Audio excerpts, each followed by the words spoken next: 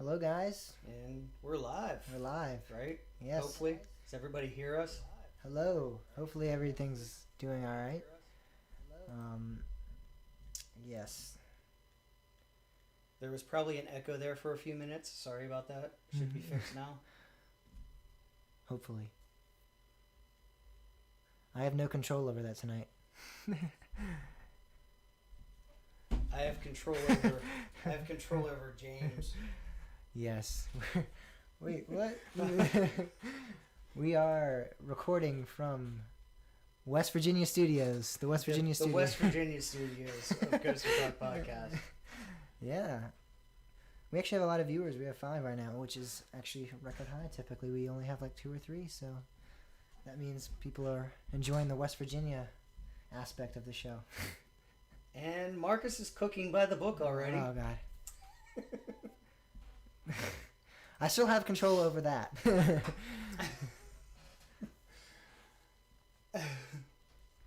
This is the first episode we've ever done live with each other in the same room. Yeah. Because James broke his computer. He brought it here. I fixed his computer. We got set up, and then we promptly broke his computer.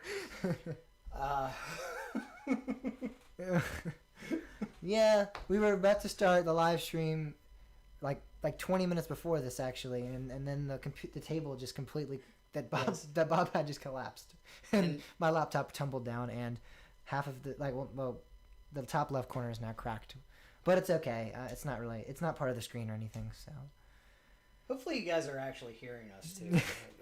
Are you guys hearing us? Are Yes you guys or no? actually hearing us? That's the important thing. Give us a nice okay symbol if you are hearing us.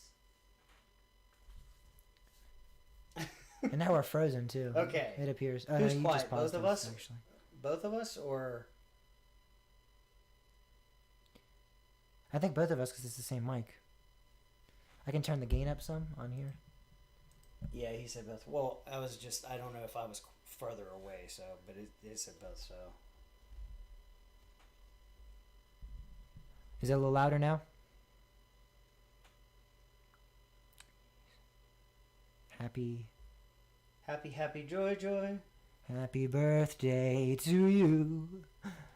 Happy birthday to you. Where were they hiding?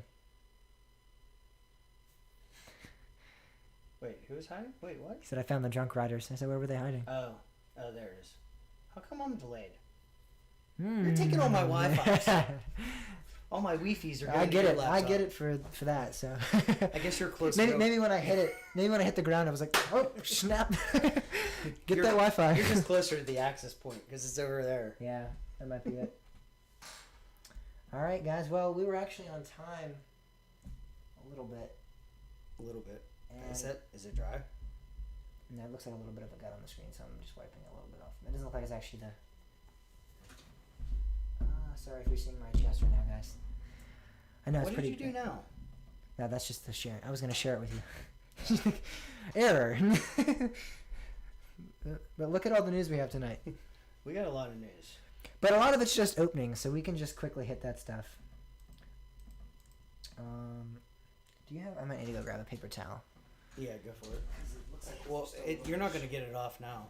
It's not super glue. It looks like it's a little smear of Oh. something.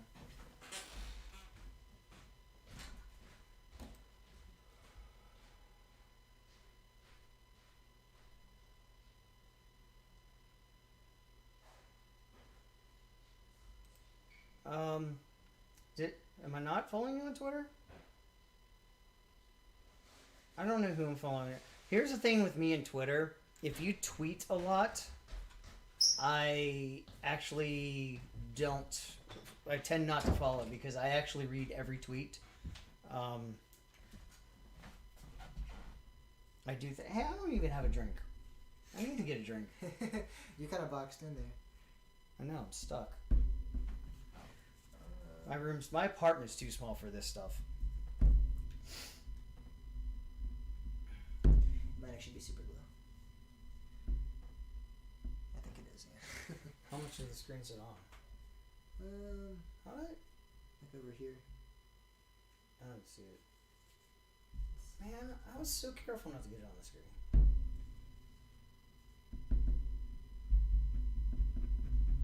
Be careful how rough you are with it. At this point, Bob, does it really matter? No, yes, because we have everything set up. We're almost ready to go live.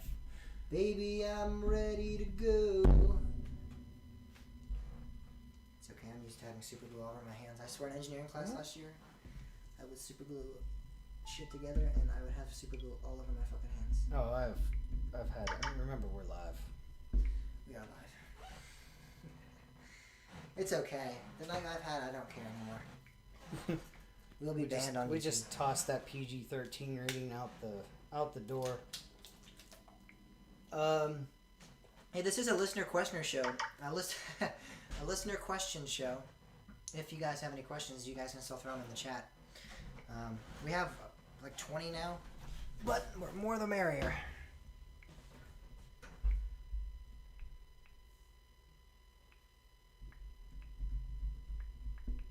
I should have not thrown that paper towel away. Okay.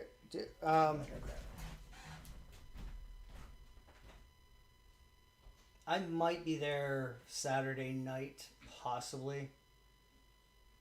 I'll be there Saturday morning. Are they asking about Bush? Yeah.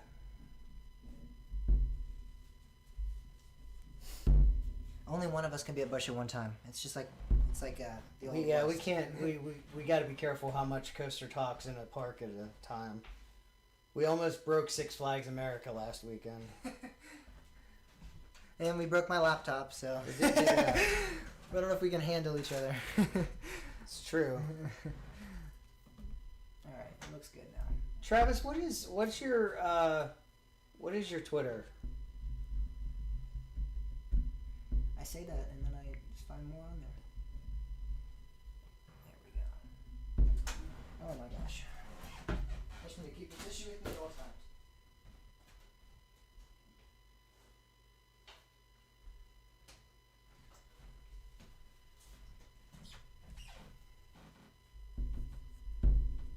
Imagine that. Your name is your Twitter handle.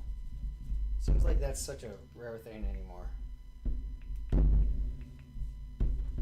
mean, is your Twitter handle your name? No. but it is actually my I actually have my name on it.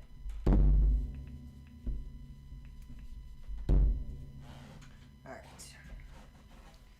You're a seasoned Verbolten rider. All right. I'll follow you for a while unless you start overflowing my inbox. He unfollowed me for a while because of that. Yeah, because your auto tweet thing. Yeah, exactly. So I'm like, the whole thing with me and Twitter is I go sequential. I don't let Twitter tell me what to read. Everybody I follow, I read everything. So like if somebody like tweets or retweets a ton of stuff, my inbox gets too full and like I can't keep up with it. So if I ever unfollow anybody, please don't take it personal. It's probably just that I need to trim back and kind of focus on a smaller group. You don't make the cut. Yeah. Really, I just hate your guts. No. Yeah, we'll try for a while. We'll see. But please don't take offense if I do end up unfollowing you, because it's nothing personal, and it doesn't mean that like I didn't like something you said. It's just that I like to stay in that sequential thing. Look at all these HP tabs I have open. I wonder why. It's your fault.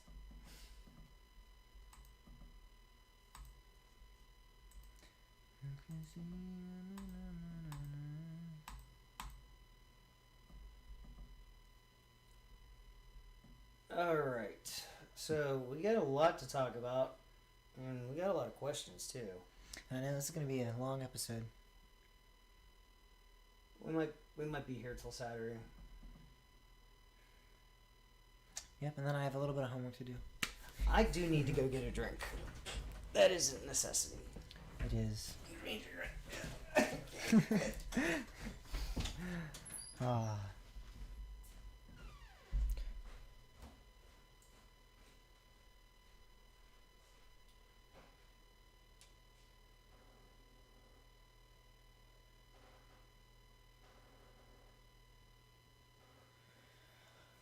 Oh yeah, I'm gonna be up. I'm gonna be up all morning, probably. To be honest, with I have a school project that I have not yet to. I have yet to finish, and I need to get on that.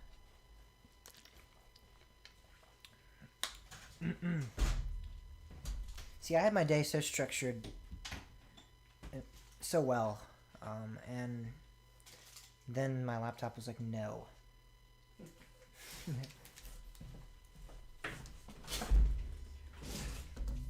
I successfully 3D printed something. Except it what the? No, I didn't. That's what I was a little. I don't know what happened here. Is that what you were talking about? Yeah. I thought you were talking about this. No. What the hell? Take it back. It's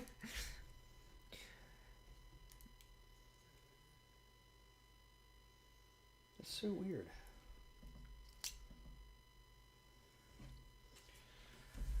All right. It's getting hot in here. I know. See, you were always like, you need to turn the air off. I'm like, do you see what I was doing? And I turn my air off too in my room, so it gets hot in my room too. I take the sacrifice. I agree that it gets hot. I also have a central air, but I don't have the fan on. I typically have the fan on in my room. There's a big difference. No, there's not. All right. No, there's not. What'd you do with my garbage can? It's right behind there. It's behind the monitors. All right. Kind of works better that way. Actually, it kind of does. All right. So, All right. you're going to have to let me know if I go off the screen. Because I can't see. I'm not going to be looking at it too much either. Oh. So, guys in the live stream. If he goes off the screen, just deal with it. You're welcome, Jill. She doesn't know. It's been a long night. I don't think she knows about the other thing, so let's just on the down low for now. He fixed it and everything's great.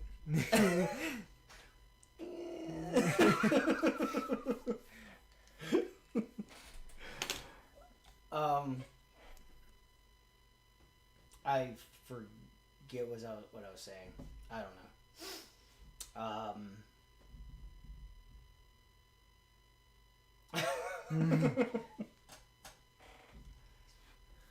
She said now she want what? She said no, but now I don't. Now I want to. Let's just say I fixed it twice.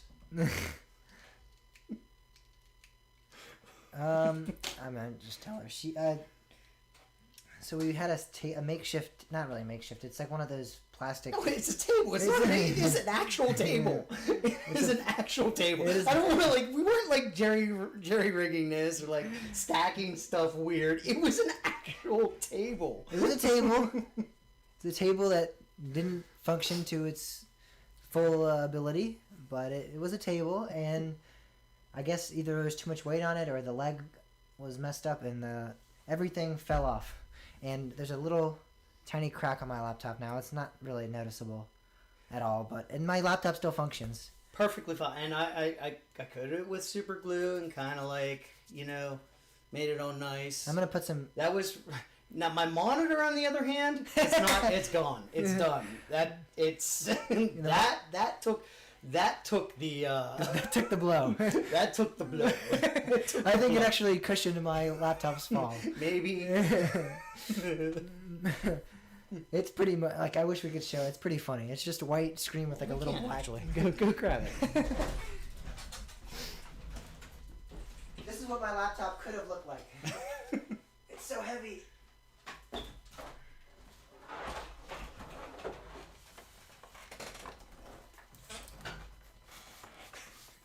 Is it plugged in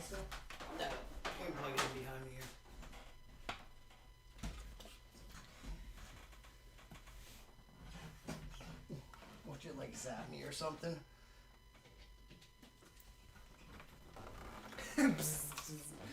See if it shows up on the screen.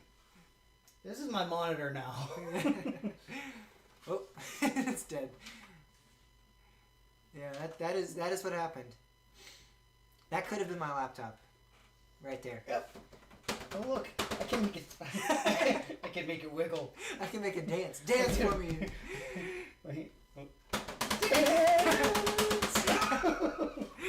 Oh man. But yeah, my laptop just has like a little, like compared to that, it's just a little blip on the map. And we're gonna put something over it to aesthetic. You won't even be able to see it. It's not even on the screen itself. It's on like the outer piece of the. Oh good, set it on the table. Yeah, fuck it. You hear a loud bang. We broke my monitor again. It's just done. All right. Gatorade. Does that count? Yeah. Yeah, I'm drinking straight water. 0% alcohol concentration. Woo! Cam, you're exactly right. It's a piece of cake to bake a pretty cake. And you're blocked. Okay.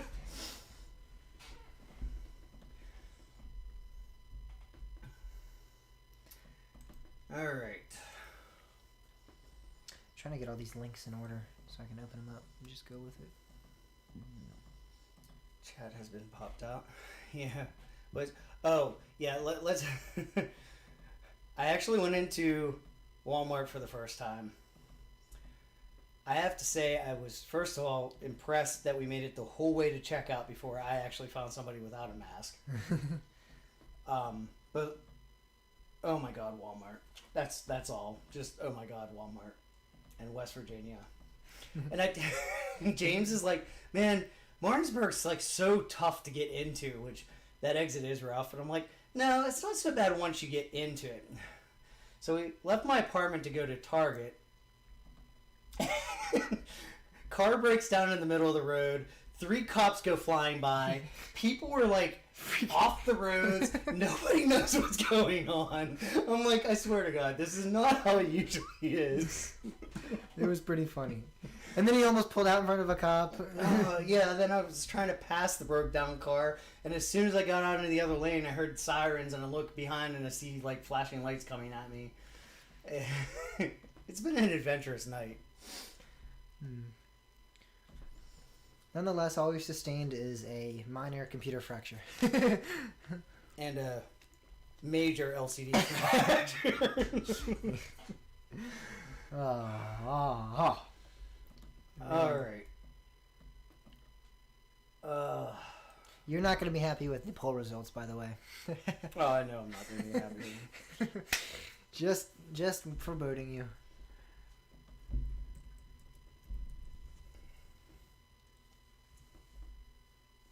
Target was out of the thing we needed, so we resorted to Walmart. Oh, yeah, we had to go to Walmart. We had to venture to the... No, the table thing happened after the trip to Walmart. They had to buy a new table. I feel like we've been through like a war or something together tonight. Sunday night, I'm just going to set the table out by the curb with the monitor on it. See if somebody takes it or not. I mean, actually, I don't know if they'll take it. I don't know if I can just leave the monitor out for the trash or not. Oh, I thought you meant someone will come get it and think it's free or something. Oh, I don't care to have at it. Like, yeah, but then they're gonna plug it in and be like, oh, what? You come back and it's just in the front of your house again. Just get really big garbage bags. Nothing in here to see. Just throw it in the truck. All right. So this audio seems to be okay. And we're gonna start recording, and it's gonna be like insanely loud or really quiet.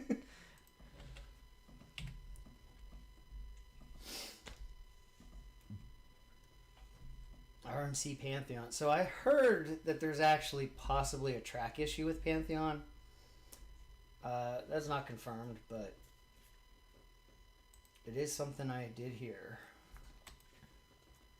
I heard it too. I heard it through the grapevines. Heard it through the grapevine. Yep.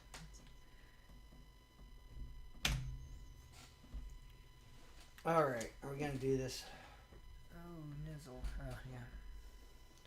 Yes, one sec. Let me delete these old submissions so I don't see replies from old episodes that I don't need anymore.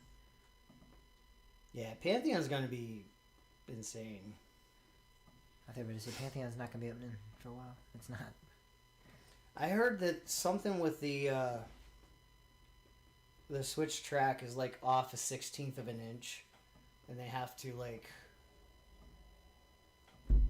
adjust a part. Like they have to basically I don't know. Like they're gonna have to fabricate new track. I don't know how many pieces or where or what, but Oh, what? Where? How? Was it? Who? What? Where? How? okay. I don't know. That's what I heard.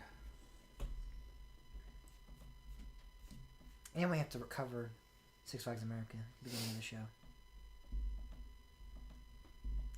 We gotta talk about our trip there. Oh yeah. Well, we gotta start off. That's how I was gonna start it off. Yeah. So Alright. we gotta make that pretty short though. Yeah. All right. Are we really gonna talk about this I'm a Score Cedar Point project? Do you not want to? Yeah, because that was before last week's show, and I specifically didn't put it on the rundown because it was like. Here we go. Did you see the video? Like it was this whole like I'm a Score promo video. Like it was like more than 8 minutes long or something, and there was literally 10 seconds that they said we're doing a collaboration with Cedar Point. Moved on, and everybody loses their minds over 10 seconds of this 8-minute video about all this stuff on the screen. Like what? It's like we cured cancer. We're doing a video with Cedar Point. Like that. Maybe it was. It could have been the launch. I thought it was a Switch track, but I don't know. Maybe it was the launch. I mean, I don't know. Maybe. Well, no. I mean, a 1/16 of an inch for a sensor would be. Ooh, Alex easy. got his Kentucky Kingdom tickets today. Hey, Kentucky Kingdom. That'll be a good trip. All right. Mom, no, that's not. Please don't ask him about that. Our chat is crazy. Like half of the people are talking about baking cakes, and half are talking about coaster stuff. Ooh, I can actually. Half are talking about our trip to Walmart. The thing is, since the broadcast is literally the output of my computer, I could actually play whatever. I can still end the stream. It's true. I can still mute the stream. Actually, I can still mute your mic. Yeah. It'll mute both of us, but Hopefully, nothing else ever. Like, hopefully, I have nothing that would generate audio. oh yeah, some of those links might, because they're websites that have ads that have audio on them. Some of them are like news websites that have those pop-up ads that just play random audio. Heard it through the grapevines. I got that in my head. Yeah, stuck in mine too. All right, I think we should start the show. Theme Park Review just emailed me. What? I guess I subscribed to an email list a while back and never unsubscribed. Theme park review. Time for another theme park review adventure. Hi, J-Barb the Coaster Freak. We are off on the next theme park adventure. J-Barb the Coaster Freak. Yeah. Follow along on our socials, which I don't follow them on any of them. We'll be posting daily updates to our Twitter, Instagram, and Facebook.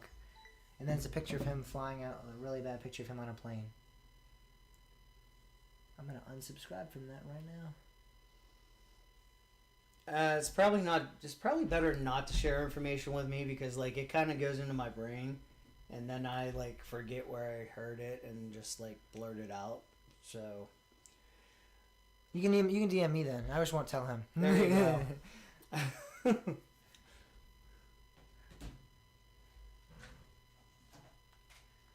All right. Wait, Super Nintendo Worlds? I thought That's they Bob's opened. ringtone. What? That doodle-doo. That he said, why did I hear you hear a Wii? I think he'd think your phone ring was a Did it just make a noise? Yeah. I didn't even hear it. Oh, that was the unlock. I should probably silence this anyway. My ringtone is actually. Anybody watch Warehouse 13? My Twitter is Coaster Talk Pod, or actually I have a new James Coaster Talk. What is it? Coaster Talk JB, I think, is my other. Yeah. Don't. It's not all that weird caps, but. I could keep a secret better than you, Pam. But it's true. It'll eventually get out there, probably. No, the problem is like I never actually mean to. It's just like somebody tells me something and I'm like, oh yeah, I do remember hearing something about that. Like I just don't, remember. And then Bob discloses your deepest, darkest secrets. Trump sings "Cooking by the Book." It's probably just a confirmation of him, like, if you want to see the book or whatever. Like it's like one of those where they compose a bunch of his different speeches. Either that or it's a Rickroll. Either that, yeah. All right. Should I say it again? Are we gonna start the show? Nah, let's just start with the live stream. You... Stop talking live stream. I'm just kidding. We picked up food, and James is like, "Can I watch the last 15 minutes of WandaVision while we eat?" I'm like, "Yeah, sure, that makes sense." Because he was like, he needed to finish an episode, and it ends. He starts another episode. I'm like, "Are we gonna go get on the live stream?" Because he's like, "Oh yeah, I guess we should." I'm like, "That's the whole reason why you're here." That and for you to break my laptop. Oh man, that's good. Oh. All right, guys. We will be starting promptly. Do I do the 3?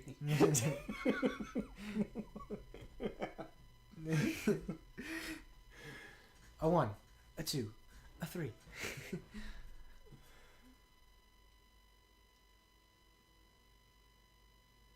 Yeah, I'm not on their forums. I trust what BGW fans tells me. I know that. BGW fans confirm Cedar Point's getting a new 500-foot RMC Rex. I mean, if Zach told me that, I would probably believe it. I'd be questioning a lot, but I'd probably believe it. My mom, please start. Mom, it's okay. We're not going to disrupt the Airbnb guests. Just my neighbors. Just the old lady next door. All right. 3, 2.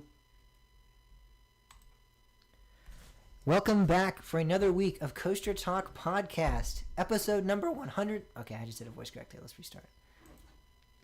Don't get so close. Yeah, I know. That did look kind of bad. As soon as that, that's the first thing I noticed was like, oh crap. Turn this down a little bit. No.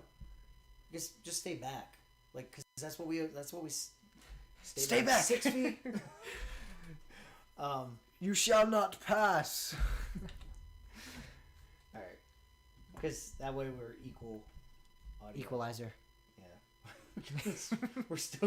we're only using the same mic and we're still gonna be unbound. Bob's gonna be like, yeah, what's up, guys? All right. 3, 2. Welcome back to another episode of Coaster Talk Podcast. Episode number 112 starts now. It's May 14th, 2021. I'm James Barber. And I'm Bob Mertz. And you're listening to your source for everything roller coasters. This time just from the West Virginia studios. Yeah, we're just in the West Virginia studios today as I actually traveled up here for you to fix my laptop. Break your laptop. Break my laptop. And then fix it again. And then get back online. And we started the live stream, which is, again, we record every Thursday night at 9 o'clock at 9 about o'clock-ish. at about 10:30. Yeah, we started about 10:30 this night because of quite a lot of technical issues. Yes, but it's been an adventure. It's been fun. This is the first ever episodes we've done live with each other in the same room. We've done little segments together at parks and stuff, but yeah. we've never actually done an entire episode together. So we'll see how this. Depending on how this pans out, this could be a complete nightmare. This could be either the new best thing ever, or it could be a complete wreck. We shall see. Yeah. Hopefully, it turns out better than my table and my monitor. And our trip to Six Flags America last weekend. No, I'm just kidding. That was a good pretty trip. great It was a trip. good trip. That was just a good segue there. I do like. I still like Six Flags America. I still love. The I do. park. I like it. I think it's good. I actually had a good ride on Mind Eraser, which surprised me. That actually was the only ride I disliked at the park previously on my visit there, and I ended up really liking it. So, surprisingly. I still say I'd rather marathon Mind Eraser than ride Firebird one time. No, I don't know about that, but Firebird, Mind Eraser, both good rides in my book. Mind Eraser just doesn't. I don't. It doesn't feel as bad as I remember things. I mean, it still does do some headbanging, but yeah. It's not a bad ride. No, not at all. But Roar, I got my ride on Roar. Yes. Got a couple rides on Roar. I still love that coaster. I don't care what people I like say. it too. All you RMC fanboys can just go to Cedar Point. We'll be talking about them later tonight, as we will, or as our weekly poll this week pertains to the fate of Roar and what should come of the ride. And I have a feeling we'll I'm get to not the going to results. like my listeners tonight. You guys might be in the hot seat tonight. But Yeah. before we do that, we have some news, of course, to talk about. The California parks are able to reopen now. Based on the certain tier that you're located in, and like certain counties are located in different tiers. There's like a red tier, a yellow tier, an orange tier. You can open to different attendance. So if you're in the orange tier, the limit increased to 25%. If you were in the red tier, the yellow tier, to 35%. And the tier that most are in right now, and that's the tier that you're gonna be able to open up with, is red, which is the second highest risk category. So before, I think you had to be like in the absolute highest tier, like no cases in your area kind of thing, to be able to open, if I remember correctly. I think that's why I can't keep track of Florida I don't know. I can't keep track of states. I can't keep track of what's going on in California anymore, because it's like I believe we're gonna open. No, we're not gonna open. Oh wait, we're gonna open. No, we're not gonna open. Yeah. So it's April 1st that the parks are allowed to reopen, but no park is yet to announce that they're going to be opening then. I think Disney is the first park to announce when they're going to be opening, which is late April. That's the first major announcement we have out of a park. Didn't California's Great America, they announced it before this update, but I think that was like late May. Yeah, they had an opening date, and they said they were pretty certain about it, and it looks like they might have been right. Yeah, they were were right. But April 1st was the date that they're allowed to open. California has allowed parks to reopen, but Disney, again, April 1st is when it's going to open. It's going to be opening at the 15% capacity because it has the red tier designation right now. And and I believe California parks are only opening to California residents. I think that's what's been said. Yeah, there's some kind of like enforcement. I don't know exactly how that works. If it's California or county or like. I think it's California. Mileage wise, or like distance, like from the park, or like I don't know. I don't know either. Yeah, there's some kind of restriction. I believe basically. Don't just drive to California and don't plan on trip. Don't plan a trip. Park. You're gonna get there and they're gonna be like, "Wait a sec, you have your ID for the state," or however they're doing it, and you're gonna be turned away. I don't even think anybody is actually really sure. Like, could you imagine like checking IDs for everybody that goes in? Well, I guess if you're only at 15% though. I don't know, man. It's just weird. Yeah, I agree. It's crazy. California's still being weird, but at least they're opening up, right? Yeah, I mean, it's better than not being open, that's for sure. Exactly. So, at the Walt Disney World Resort in Florida, though, we have some other news out of that park, with Remy's Ratatouille Adventure opening up at Epcot October 1st of 2021. And that'll be the 50th anniversary of the Walt Disney World Resort. So, in honor of that, to pay homage to that, they're going to be opening this new attraction, which has been greatly hyped up. I've heard some good things. I think they have one of these in Paris. Disneyland Paris has one of these attractions as well. And so this is a clone of that, but it's a ride that's well loved by a lot of people. And a lot of people love this movie, Ratatouille. So I used to like it a lot as a child. It's actually a good movie. Yeah. It's quite a good movie. So you have like this whole French land themed around the Paris cityscape here. And then you actually have Chef Remy restaurant there, where you actually will enter the dark ride and experience this attraction. Yes, it's Gustafo's, I think. Is that it? Is that the guy's name for that from the movie? That's his name. I don't know. It's been a while. So Chef Remy is the mouse, I believe. And Gusto. And Gusto is the I think it's Gusto. Gusto is the restaurant owner. So that's the actual restaurant that you're going to. But you'll be shrunk down to the size of Remy, quote unquote, because you're going to be experiencing the restaurant as if you were the mouse in the story, which his name is Remy. I haven't seen this movie in a while, so that's why I said Chef Remy before that. It's not his restaurant, actually. So yes, we have concept art. It looks pretty great. We have some of the images from the Paris location, which is great, and it looks like a fun ride. I think this is a trackless dark ride. So and this is in-house built by Disney too. This is one of their dark rides that they do all in-house. Do you ever stop and think all these trackless dark rides? What if the robots really do take over and they just start the trackless vehicles just go through the walls and you're just running down through Epcot Center? You're just at Disney and it's just oh my god! There's cars just running all over the place. People what is? I don't remember this in the ride. It's just we're at Epcot. You just have a mouse chasing after you in the street of Paris. Oh man, that would be great. 20 minutes later, the Epcot ball is rolling down I-4, Spaceship Earth. Oh my gosh, oh, man. That would be great. But moving out of Disney and heading on over to Universal, we have a lot of news this week, so that's why we're hitting these pretty quickly here. We will get to some news stories that we'll discuss a little bit more in depth, but the reason we're not going into too crazy deep stories with these news stories previously is because we don't know too much about them, first of all, and second of all, if we got into every news story too drastically, we would be here. And they've probably already read about it. Yeah, probably. Hopefully. If you haven't, show notes. They're always there. Now we're moving on to Universal, though. But we're not going back to the Florida Universal, or the California for that matter. We're going to Japan, because Super Nintendo World has officially opened. I don't understand. I think 4 or 5 shows back, we literally thought it had opened up because there were people. There's people. How are there people in? I don't was that was the best CGI I've ever seen.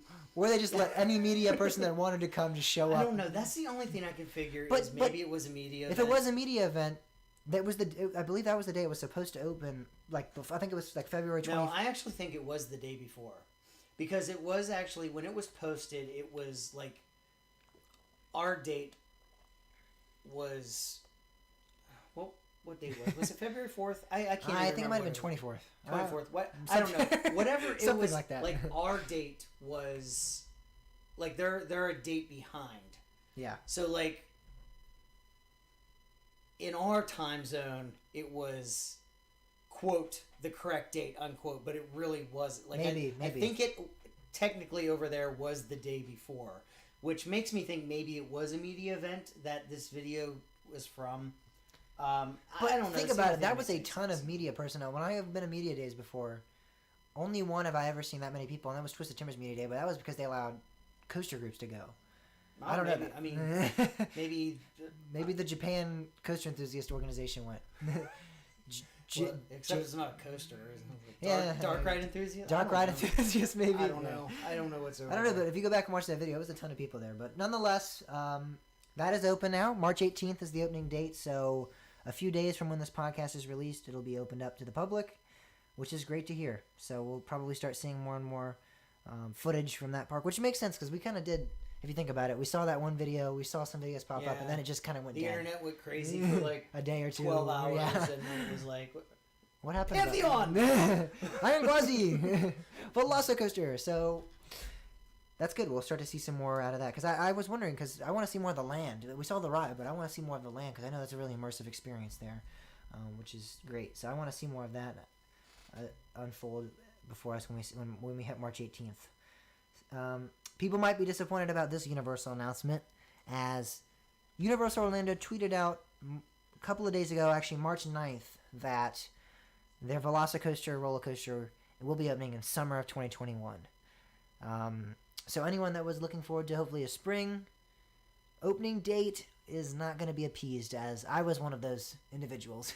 I'll be returning when it opens, but I'm a little disappointed. I've kind of been thinking this all along. But hey, a lot of people are saying, hey, what is summer for you guys? Because Disney's calling their summer season October. Like they consider October part of their summer season. And people are like, what is summer for because people, that's what people are responding on this tweet here. What constitutes the summer for you guys? Yeah, So, it's just people that can't let it go. That's what's going on there. People maybe just can't it let might it be, go. but you never know. Somebody tweeted out month day Velocico. They just tweeted it out like they just keep saying teasing. They're just messing with Universal Orlando, saying they keep teasing us. They don't actually tell but us. they're not like that's the thing. They're not really even teasing. Like it's the enthusiasts that are like, oh, I gotta Tell go us. get my daily video from the same spot of the same train doing the same thing. That is true. And a lot of times it's not so much that they're telling us about the ride, but it's enthusiasts in the comment sections. When is it going to open? When is it going to open? And then they respond, and then we're like, well, that's not a good answer. And it's like, well, they're purposely not telling you because they have some sort of marketing scheme Yeah, to go at. I'm So sure. they're driving at that. And obviously when you tweet at them, they're going to respond, but they're not going to give you an answer point blank when it's going to open. So yes, that's true for sure. What I was more excited out of Orlando to see was that they have announced a reopening, or I guess not a reopening necessarily, but they're doing their Halloween Horror Nights event this year, which they did not do last year. So they're doing it now for 2021, which is exciting. I know you're not a big Halloween guy, but Yeah. this is an event I've always wanted to get to, and looks like I will, if I wanted to, I could this year. September There you go. 3rd. You could go back down, Ride Velocicoaster. Yeah, maybe September 3rd is when it opens. I mean, that's still summerish. September's still summerish. So Well, I mean, it'll be open before then. hopefully, I mean, hopefully. I would think. Honestly, like I think it's kind of pointless for them to open it now because they want to thrive off of the drawing people in. Yeah. And I just think it makes more sense from them from a business standpoint. The only one that I can see, I could actually see Icebreaker opening in the spring. That's maybe the only one, and that's mainly because SeaWorld isn't so much a destination park like Universal and Disney are. Uh-huh. Even Busch Gardens is more of a destination park than what SeaWorld is. Mm-hmm. So I think SeaWorld being kind of a smaller park in a sense and not really like, the first thing you think of when you think of Florida is not SeaWorld. It's probably one of the last. I mean, I think most people even think of Fun Spot before SeaWorld sometimes.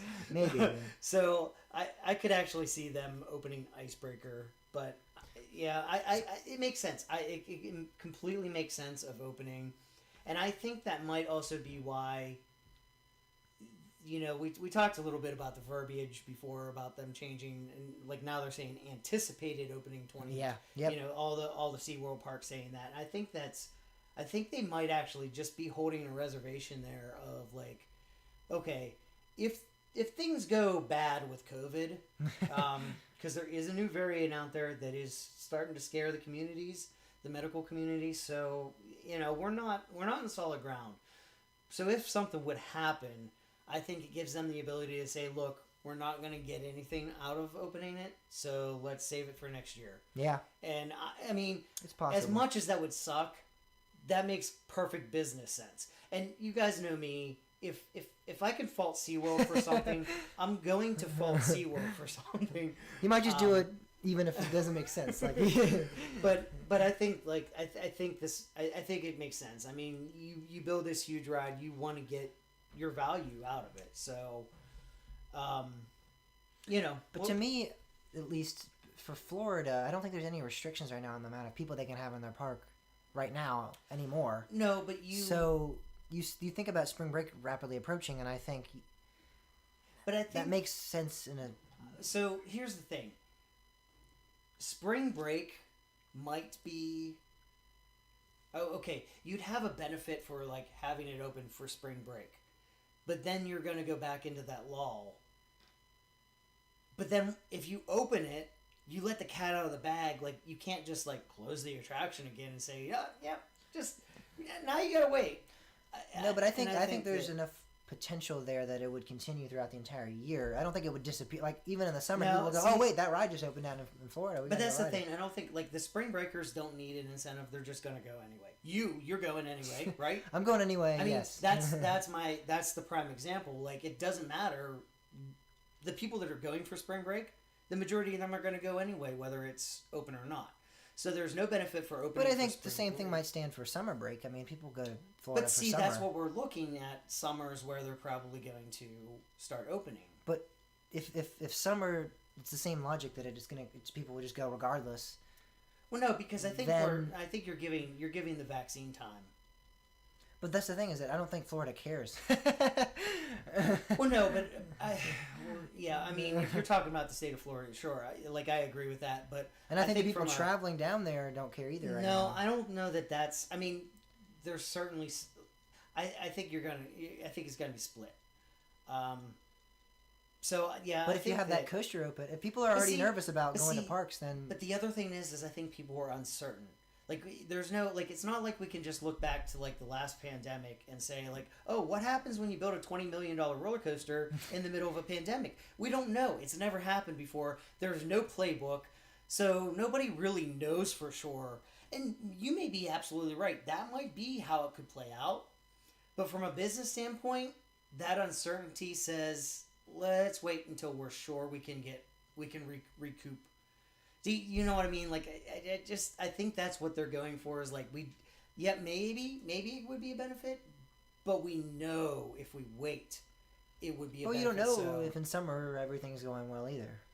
well, and that's why I think they're adding the anticipating 2021 is like, let's see what, Maybe. let's add that reservation. I think that's why they changed. It. I don't know.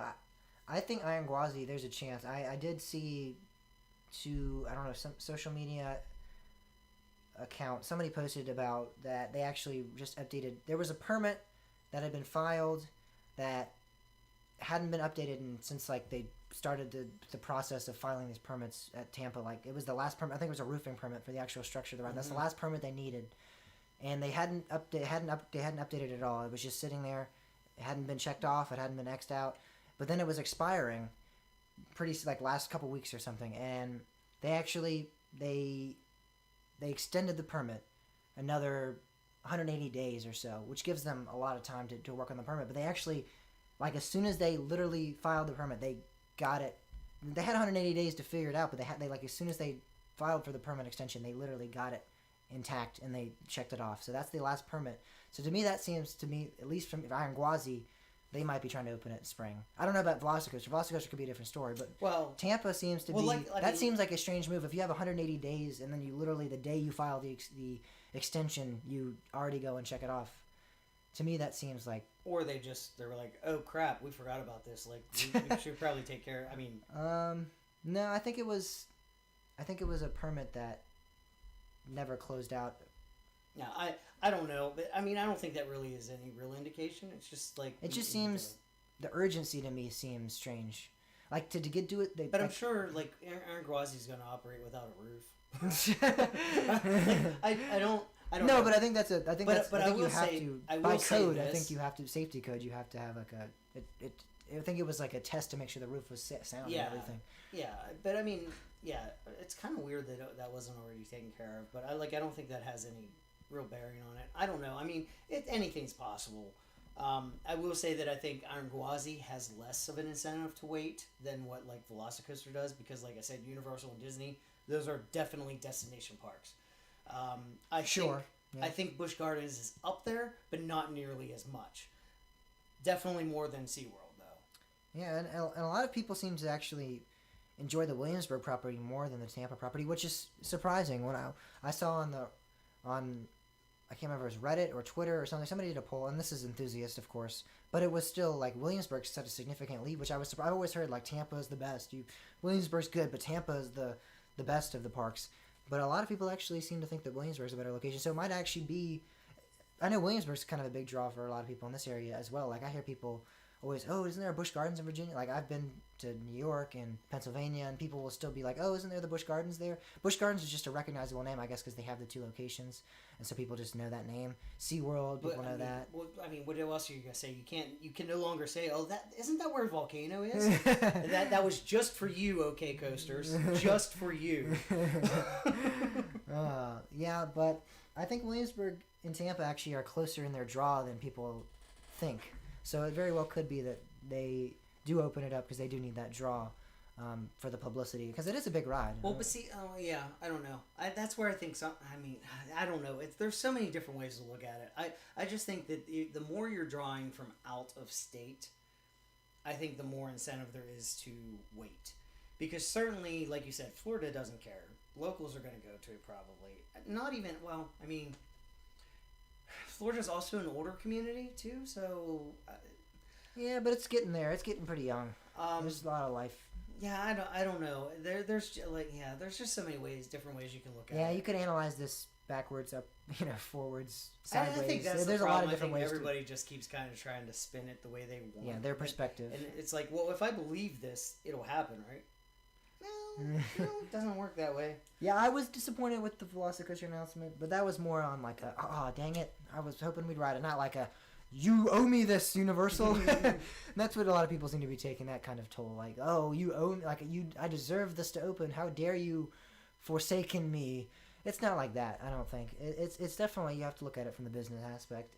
And if Iron Gwazi doesn't open, it doesn't. I'm not saying, this isn't me going, oh, the permit filed, that means it's opening, Bob, I'm going to ride it. No, there's enough people out there.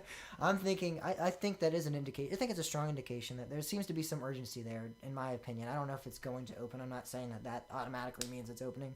But I think that shows that there's some urgency honestly, a little bit from the side of the company. I really think that was more of an oversight. Like, oh, crap, we didn't do this yet? Like, why haven't we done this yet? There was other permits that also were finishing out, too. It was not just the one permit. I believe there was like 3 or 4 that they had to finish out. And I guess that was the one that just had been there for the longest. Or it was something like that. There were other permits they were doing. There was a whole links to the actual permits and everything. I didn't go too deep into it. I just remember quickly glancing at that and saying that, that is interesting. And everyone seemed to think like, oh, that means that it's going to open. And I wasn't like, yes, you're right. I was like, sure, that could be an indication. That could be a little bit of urgency on their part. I don't know. We'll see though. If I'm wrong, I'm wrong. I'm not. Don't take me for my word here that it's opening in spring. I just think that I think that very well could be the case because of this. Seeing this. Anything's possible. Exactly. Yeah. Pantheon could open tomorrow. That I'm pretty certain it's not going to happen. Pretty certain, but it's not impossible.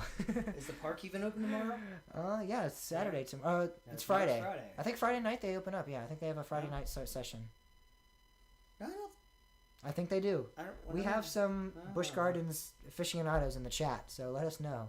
I'm pretty confident they have a Friday time, but while they figure out if it's open or not, and while they discuss it amongst themselves, let's talk about a ride that's actually one of the only ones left now at Busch Gardens Williamsburg, the Sky Buckets. Over Georgia just announced that they are going to be. That was one of the Six Flags announced last year. Oh, we're getting rid of. Cedar Point has one. Cedar Point has one, yes, but near us at least. Or I guess actually Cedar Point's pretty close to us now that I'm in West Virginia. And Cam says they do open for Friday nights. So. Yes, all right. But Busch Gardens Williamsburg has the only ones I've ever done. It's the one that I'm always very keen to mention because they have a great view of the. I mean, the Cedar Point one I know goes over like the Midway. It's pretty good, but I mean, you get up and close and personal with these coasters at Busch Gardens Williamsburg. I think it's an excellent. Not to mention Busch Gardens, like that's actually legit transportation. Yes, exactly. The Cedar Point ones are just. See, I don't understand the point of Cedar go around. Like, yeah, you can like walk to the other end by the time you get up the steps. And there's not really that much to see. Like you're just going over the Midway. Yeah. I really wish they would have kept the back ones, like the old ones that used to go to Frontierland before Frontier Trail existed. I still kind of think that would be really cool to have a section of the park that there's no way to walk to. I just think that was such a cool thing about Cedar Point. Yeah, that is cool. I mean, certainly for crowd control, like I understand the logistics, it had to happen that way, but I think that was just it was kind of a unique factor. Yeah, unique and just the whole functionality of the Sky Ride in that case is like, oh hey, you got to take the train or you got to take the Sky Ride if you want to get to Frontierland. That is cool. You run a ride, Cedar Creek Mine Ride, you first have to ride the train or... Imagine that now with Steel Vengeance and Maverick and all that back there. Yeah. Those things would be crammed. Oh man, yeah. Yeah. Oh. But yes, it's sad to see the Sky Buckets become slim in number. Because I like those rides. I think they're fun. They always give good views. They're relaxing rides. and like you said, there is a functionality to them. There's a factor that is definitely a necessity for like Busch Gardens Williamsburg. A lot of people take that to get to like the France or the Germany section of the park without having to walk all the way around that big loop and go around. And it's like a long enough ride that waiting in the line still is justifiable. Exactly. Yes. Exactly. While we're talking about rides that are disappearing, I want to mention something we didn't put on the rundown, but something that I think is important. What may be the last rotor left in the world is now in New Hampshire. Okay. Yeah. Because Frontier City just closed theirs. They announced that is one of the Six Flags rides is being removed. So, and then from what I recall, that was one of only 3 permanent installations. Taking it down to 2, I forget where the other one was, but it is technically installed, but it has not operated in like 3 or 4 years. Okay. So it sounds like that may be a defunct ride. So as far as we know, the only functional rotor remains in New Hampshire. New Hampshire, yeah. There may still be some traveling ones that go to fairs and stuff, but that's not even that popular of a fair ride. So, anybody that wants to ride the rotor, be warned. There may only be one remaining. Yeah. And you might want to make your way up to New England pretty quickly. Might want to jump on that ride there. Yeah. All right. So, after that, we are going to get on to the Silverwood story, which actually is a little outdated now. It was a couple of days ago that the first piece of track had been installed. I think more has been installed as of now. But there's a link to the tweet in the show notes from a couple of days ago when the first piece had been installed for their new attraction Stunt Pilot, the RMC Raptor. Looks pretty good. I like the colors. I think it's probably the best looking Raptor that we have as of yet. Wonder Woman is ugly, very ugly. I think the yellow and red. It looks like McDonald's colors to me. It looks like a McDonald's ad of some sort. Whenever I went down there, I was like, oh man, that's not good. And then Railblazer was all right. Was that like a dark red? I don't even remember what Railblazer's got. I think it's a dark red and green. Maybe. I don't know. I actually don't know. I don't remember. I think that's correct. Yeah, all right. So, yeah, it's like a Christmas color. It's the green or actually, is it green? The supports are like a dark green. On the promo art, they're not. They're like white. Now I'm jinxing. Yeah, they're like a darker green. It looks like. Yeah. And like a like darker a camo green. Yeah, kind of that nature, and like a kind of an orangey red. Okay. I just think the Stunt Pilot looks better. So I want to just bring this up.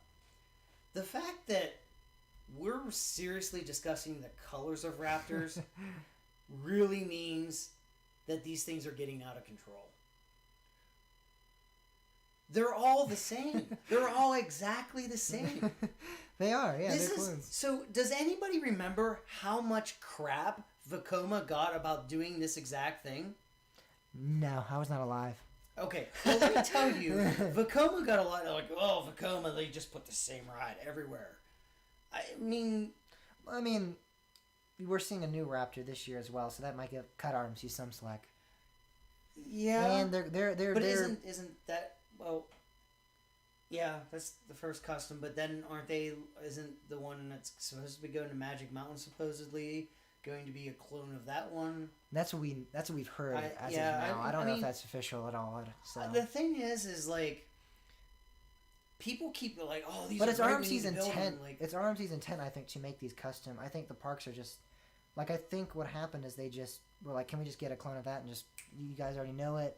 Well, no, because when the Six Flags in California both bought them, they were like, let's just get it in quick installation. You have like both the plans. I think that's kind of what they're going for. Sure, I get that, but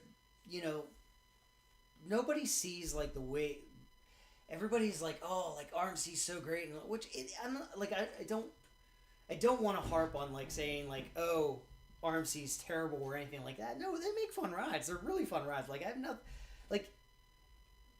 This is not that.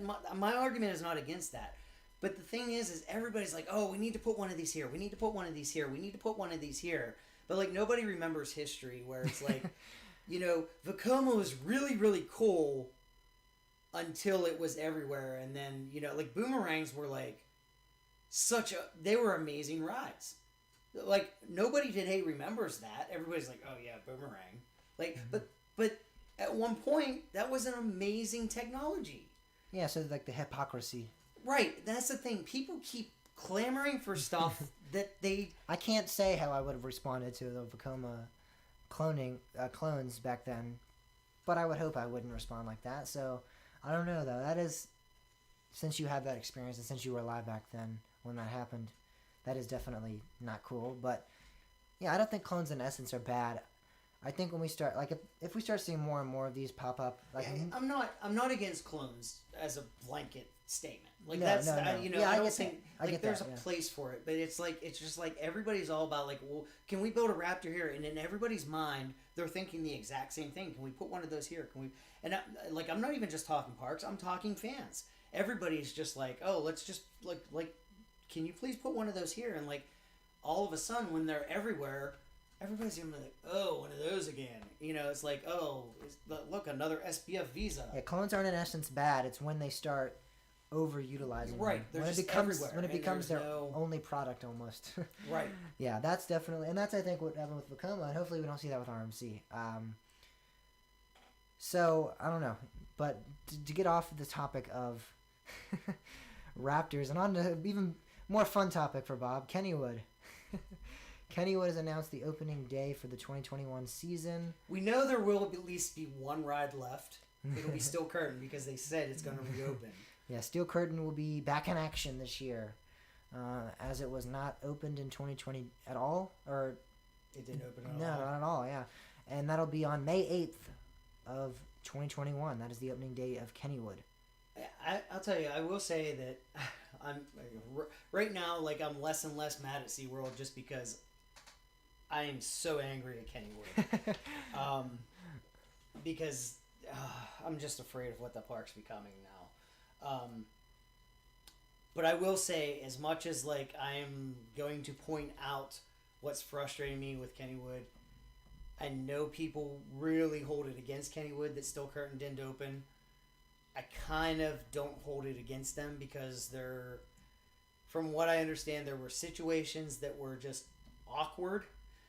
We'll just put it that way.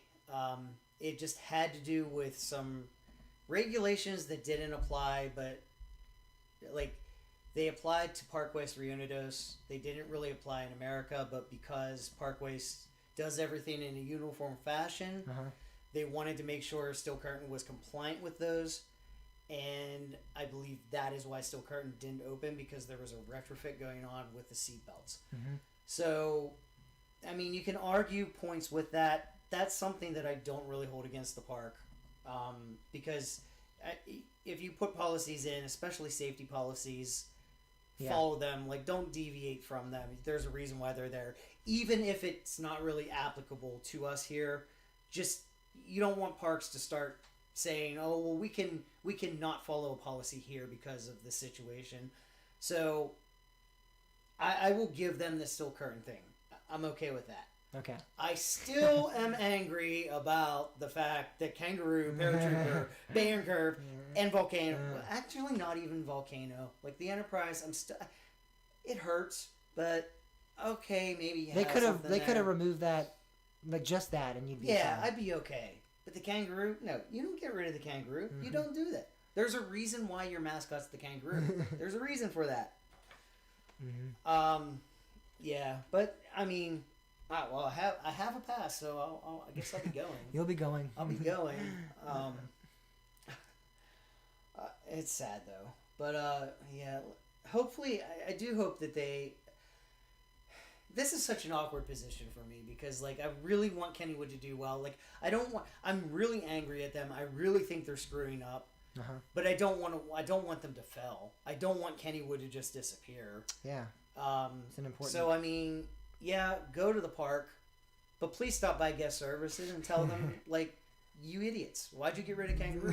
Why'd you get rid of 4 rides in a single year? Why? Yes.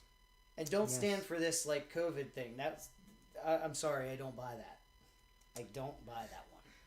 I don't know. I have a feeling, an inclination that's what happened. but I can't. Neither of us can say for certain. Yeah, I can't say for sure, but I mean,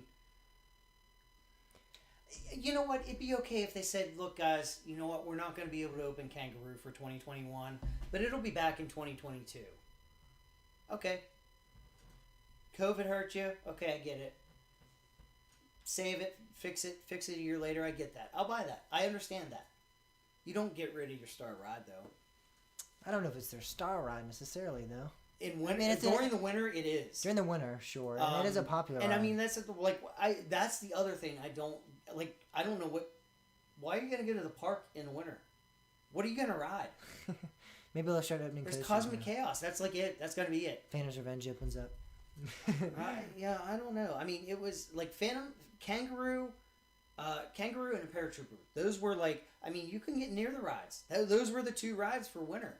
Mm-hmm. And Cosmic Chaos was the other one. But like Kangaroo and the Paratrooper were like the biggest. That was the biggest deal for winter. And they're not there. Yeah. So what now? I just don't know. It's. I tell you what now, to get off a topic that we've been on for multiple episodes, for multiple seasons of the show. That's 2021 now. But this is our trademark. I'll tell you what now, though.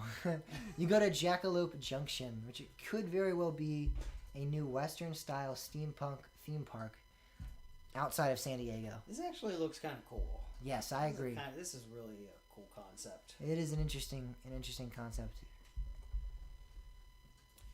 I didn't look a whole lot at it. Nor I. Oh, well then, okay, so if we both wait for the other person to talk about this, we're going to be sitting here about We can talk about Kangaroo. Let's talk about Kangaroo some more. No. I mean, I skimmed it. It's sitting on 500 acres? No, never mind. Disneyland sits on 500 acres. Yeah, I was going to say, holy crap, wait. You're not, that can't be right. No, it does not sound. This is why we typically read the articles before the show. Generally, when laptops aren't falling and chaos is not invoked. Chaos is not ensuing. All I know is that there's going to be steampunk Western style theme park out of San Diego. To restate what we transitioned there's gonna be a Tilt-A-Whirl. Tilt-A-Whirl? Wait, no. There's going to be a big Ferris wheel. No, never mind. I'm sorry. You know what? We probably should have researched this one a little bit more. Maybe. There's going to be a giant Ferris wheel. There's going to be.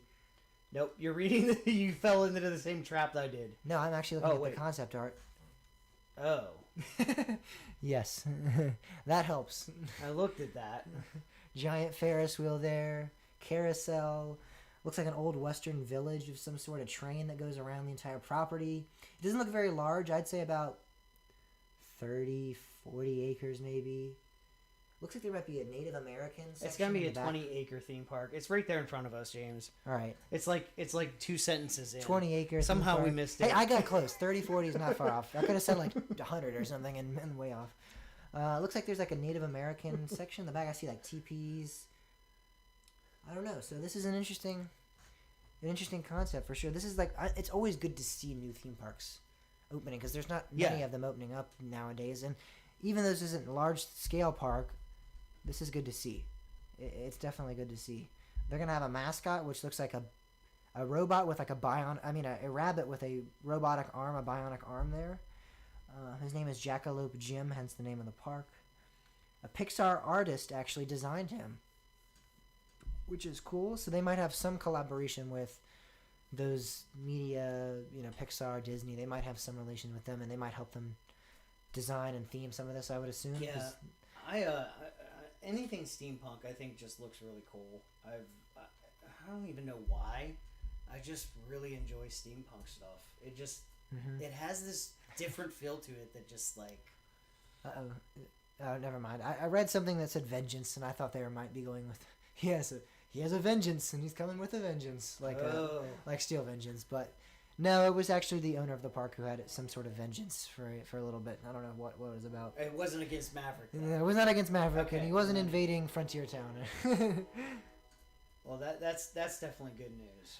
Yeah, that's about. I mean, all I think what they talked about in the article itself to the operator or the owner of this property, and they interviewed him more about like why he wanted to do it and blah blah blah blah blah. But if you want to get into that nitty gritty about like why this particular person is interested in this property or anything like that, we have it in the show notes, of course. But overview of this is just that there will be a theme park, most possibly opening in San Diego, a Western style steampunk theme park, Jackalope Junction. All right. Doesn't look like a lot of rides to start. No, it doesn't. No coasters. Looks like a lot of flat rides, carousel. But swings. this would be the perfect place to put something like Fly. Yeah. So or an RMC Raptor. I mean, sure. Maybe. Yes. Let's talk about RMC a little bit longer because Dollywood gave us an update on a couple of their rides, which includes their RMC Lightning Rod at their park. All Lightning these people Rod. joking about an RMC getting RMC. Yeah. I mean, even before like this was mentioned. I think I coined that for. I believe one of the episodes we actually named that episode. Yeah. Don't even RMC before that like, RMC. like I remember when Still Vengeance opened, people were like joking around, like when stuff was going wrong, like somebody should just come in and RMC that RMC. Oh yeah, I've heard that joke for a long time. Yeah, it's just, it actually came to pass. It's a reality though. That claim is actually now become reality as the ride has been, to an extent, retracked with steel track as opposed to the wooden track that we saw with it before. I believe the lift hill, the exit up to the lift hill, like that whole turn that you exit out of the station and go up the lift hill. Then I believe like the what do they call it, that half loop, that non-inverting half loop, I think that's what they call it, which is just like a giant turnaround before the end of the ride, has also been retracked steel. So a good amount of the ride has been ripped the wood off and steel has been put in place. I think some of the best news for me is that it seems like the park isn't even going to try to call it a wooden coaster. Yeah. They're just like, nope, like we're not going down that route. This is hybrid. Actually, they said it was a steel coaster, I believe. That's a hybrid. They're wrong. I mean, this is like this and White Lightning. Those are actually the true hybrid coasters, I think. Yeah, they are in essence the actually only real hybrids that we have in the industry right now. Yeah, I'm still waiting for RCDB to actually add that as a track type, because I think I think it's necessary now. I think that, I mean, I agree before, like, you know when Twisted Timber, Still Vengeance, everything was built before. Like, sure, hybrid could be a category, but like the actual ride was either steel or wood. Yeah, it was always steel. I always or wood. called roller coasters that have steel. I really think that what determines as a track type is what an actual coaster is. Oh, but if you want to call it a hybrid steel or whatever and say, oh, it has a wooden support structure, or a hybrid wooden coaster and say, oh, it has a steel support structure, that's fine if you want to do that. But we can't. Yeah, that's not. There's nowhere close. They can't be the same thing. They can't be the same category. You have to have a separate like steel. Well, no, wooden, but see, that's the thing. steel. That's why like I've always specified wooden hybrid or for steel sure, hybrid. for sure. I 100%. It's like that is how it should be done. Yes. What if you have a wooden track with a steel structure or a steel track with a wooden structure? Those are both hybrids. But you're still not specifying what type of coaster it is. The type of coaster is what the track is, hands down. Yes, no question. Twisted Timbers is a steel coaster. It's a steel roller coaster. I don't care that it's a hybrid. It is a steel coaster. Yes. And Voyage is a wooden coaster. Exactly. I don't care that it's a hybrid. But it seems that people are more inclined to call the wooden steel, the wooden structure steel track. Right, because more, of RMC. Yeah, that's completely they're more prone RMC's to call fault. it the wooden coaster, which is, it's ludicrous. I mean, it's not. It is a steel roller coaster. Because, and it's like, RMC is like this new... Gemini... They keep the wooden Gemini coaster exists. alive. Bobcats exists. There's so many coasters that were wooden structure with steel track before. So, like, RMC didn't do... What RMC did was the iBox. Yeah. They did, like, this whole hybrid thing. Like, the hybrid wasn't their invention. iBox was. And it's a big difference. It is, yes. It's you can't... But, like we were saying, like, this Lightning Rod and White Lightning, these are the first two coasters that you can actually say they are a hybrid coaster because the track consists of wood and steel both. Correct. In different sections. Correct. So, Yes, I agree. So this is the first time that you can actually say, oh, the track type is actually hybrid. And this is the first time that you can actually say that we're agreeing on something so It is. so soundly and so It's actually very true. It's Yeah. actually very true. Not so good, in my opinion, was the retracking, the completely new layout that they gave to Mystery Mine. As you guys might have remembered before, it had that 90-degree, or I think it might have been like 85-degree drop that went into this huge like overbank like turn that was incredible. It was like it was almost vertical. It was almost like a 90-degree bank turn. It was really really good, and that is no longer there. They have actually, for some reason, added like a bank turn to that section where it used to be a drop. They've added a bank turn, and now it's like a maybe 45-degree drop, maybe 50, and it's just so weak. And then it goes into the like a little tiny little swoop turnaround. That's nothing like the old turnaround. Don't get me mixed up. There's no insane awesome turnaround like there once was. It's now just like this little swoop into the brake run, and to me, whether or not, yes, people will go, oh, it was so rough before. If it was rough before, that's fine. You can do something, but do something better than this. This is neutering the ride, in my opinion. This is absolutely the worst possible outcome you could have for this ride. I mean, you could have just put like a Wild Mouse style turn, and I would have been happy, to be honest. Because this is just it's so bad. It's so bad. I don't know. I don't think I'm not that. My whole thing with Mystery Mine is that I don't think it's gonna, in the scheme of things, it's not gonna make that big of a difference. Because Mystery Mine is more about the thematics, than the ride. I like the outdoor section. I'm in a minority though. I'm in a vocal minority that does not enjoy. I mean, that did not dislike the outdoor section of the ride. A lot of people do just say, oh, the outdoor section of the ride was the weakest portion, or it was the roughest portion, or it was the worst portion, and then the indoor section is the best. I like the outdoor portion. I think it's equal. I think both are critical to the whole theme of the ride. Like, that's part of the ride. Yeah. Is going outside. I'm kind of indifferent about this. I don't think it's that big of a deal. I just don't agree with that. There's something we disagree with. There we go. Yep. Back into it. That, to me, this is just... You could have done something else, sure. You know, you could have just kept the same elements and redone that in a smoother fashion, or you could have added something completely different. I don't care. I mean, they could have RMC'd it. They could have RMC'd it. They could have. They have the RMC people already there. Christ, just get them over there. Come on. They've worked with Gerstlauer before. I mean, they had Gerstlauer trains on some of their rides. That didn't end well. That didn't end well, but they're familiar nonetheless. But yeah, this is just for me the worst possible outcome you can have for this ride. That will actually be the weekly poll for this week. Do you think this is fine? Do you think it's not? Or do you think there should have been other elements? We'll talk about that a little bit later as we get to the weekly poll. But yeah, that's Dollywood update. We had some Thunder Run, I think, retracking as well, which is expected because it's a wooden coaster. You retrack wooden coasters. You did that. But also, I believe. Thank you, Dollywood, for doing your job. Blazing Fury has gotten some track work, which people are excited about because. That means that they're gonna keep that ride. It's not going anywhere. It's a classic, so people are glad to see they're still maintaining that ride. It's nice to see that. Like, speaking of the classics, Conneaut Lake. There's another place that has a really good kind of this dark ride coaster combo. Mm-hmm.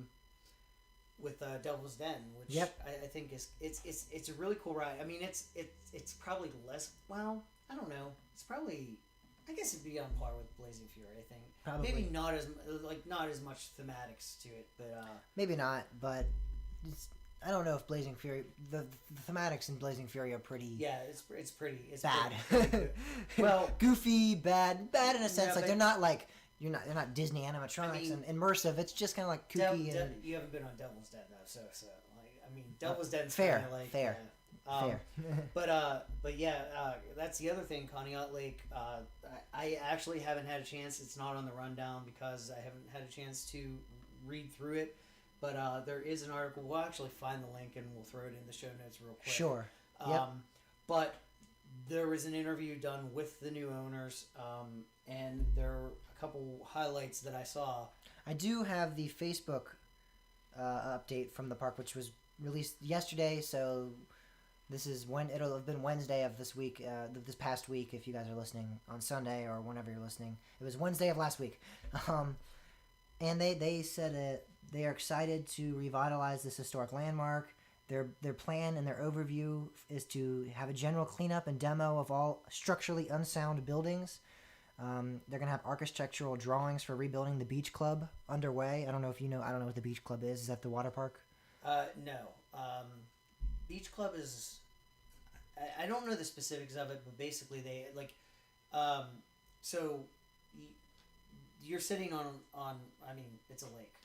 Okay. If you didn't get the. Is it a lake at a park? Yeah, I mean, yeah, it's like they call it Conneaut Lake because of a lake. It's a weird. I know it's a weird concept, but at this lake is a little beach area. Yeah. And the beach club is basically. I've never actually been back to that part, but it's basically like a little like area where you can kind of go relax. Beach. Like is it a beach? It's like a beach, you know. It's like you have a club at a beach. It's like a club on the beach. Excellent, excellent. They do an outstanding job, superb job at naming their attractions. Oh man! All right, then Camperland, I would assume, is a camp of some sort. Yeah, it is actually Camperland is a big deal. Oh. It is actually well. They're going to be cleaning it up and expanding. Yes, the Camperland and that's part. something the trustees have been doing. Like they have already done expansions, and they keep expanding it because more and more people want to get spots there. So our friend Pam, who just went to bed because she can't wait up for us. Apparently, she's only 11:30. Pam, she can't hang with the big boys. Come on. She probably would be interested in something like that. Maybe I don't know. Maybe. I don't know the details of that. I know it's just big and it's a big deal. She doesn't get her chance to say because she went to bed. She did. She could be telling us all about this. I know. She could be. Oh, I love Camperland. There's also just general beach expansion cleanup improvements underway as well. So I guess the beach club and is there a beach club? Then there's the actual beach itself. Yes. I guess. All right. Yes. Are sure the beach isn't something else? It could be like a launched LSM Ramsey Raptor at the park. I missed that.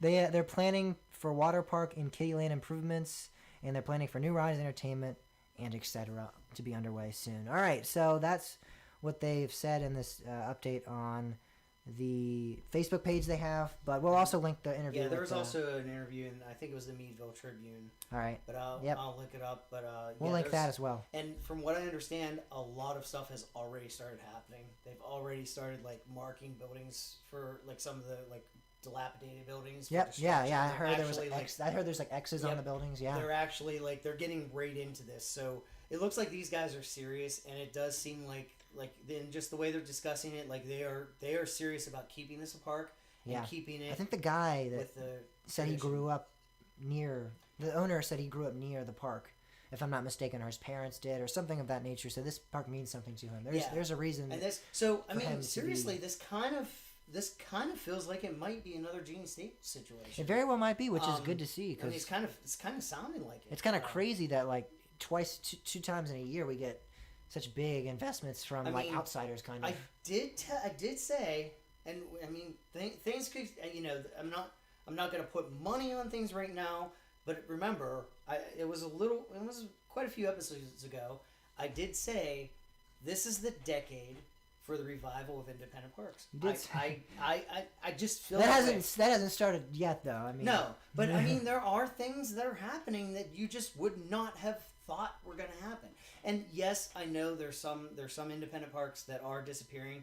It sucks. I hate to see that. Some aren't going to survive, but the ones that do, I just really feel like this is their decade. This is the decade they're going to shine. I just have that feeling. I just think the chain parks are going to go into this like conservative mode that, is going to give the independent parks a chance to shine, and I think it's a perfect. It's just like conditions are perfect for these people that are just like really passionate about this industry and passionate about a park. It's just a perfect scenario for them to come in and shine. I strongly hope that's the case, because that would be great. That's great to see. I mean, independent parks are definitely a gem of the industry. They're definitely, I would say, I mean, most of the time, out of all the independent parks I've been to, they top my list out of I mean, they're great. So I mean, they're the soul of this industry. There's Yeah. no way you can look. I mean, you can't look to a chain park like Cedar Fair, Six Flags, SeaWorld for the things that they are good at. They absolutely have no soul in this industry. They are businesses first. They are there to make money. End of story. That's what they do. That's their function. that's the reason that they And exist. Yes. When making money coincides with enthusiasts getting a really awesome ride, perfect. But if it doesn't matter. That's just not going to happen, and they don't care.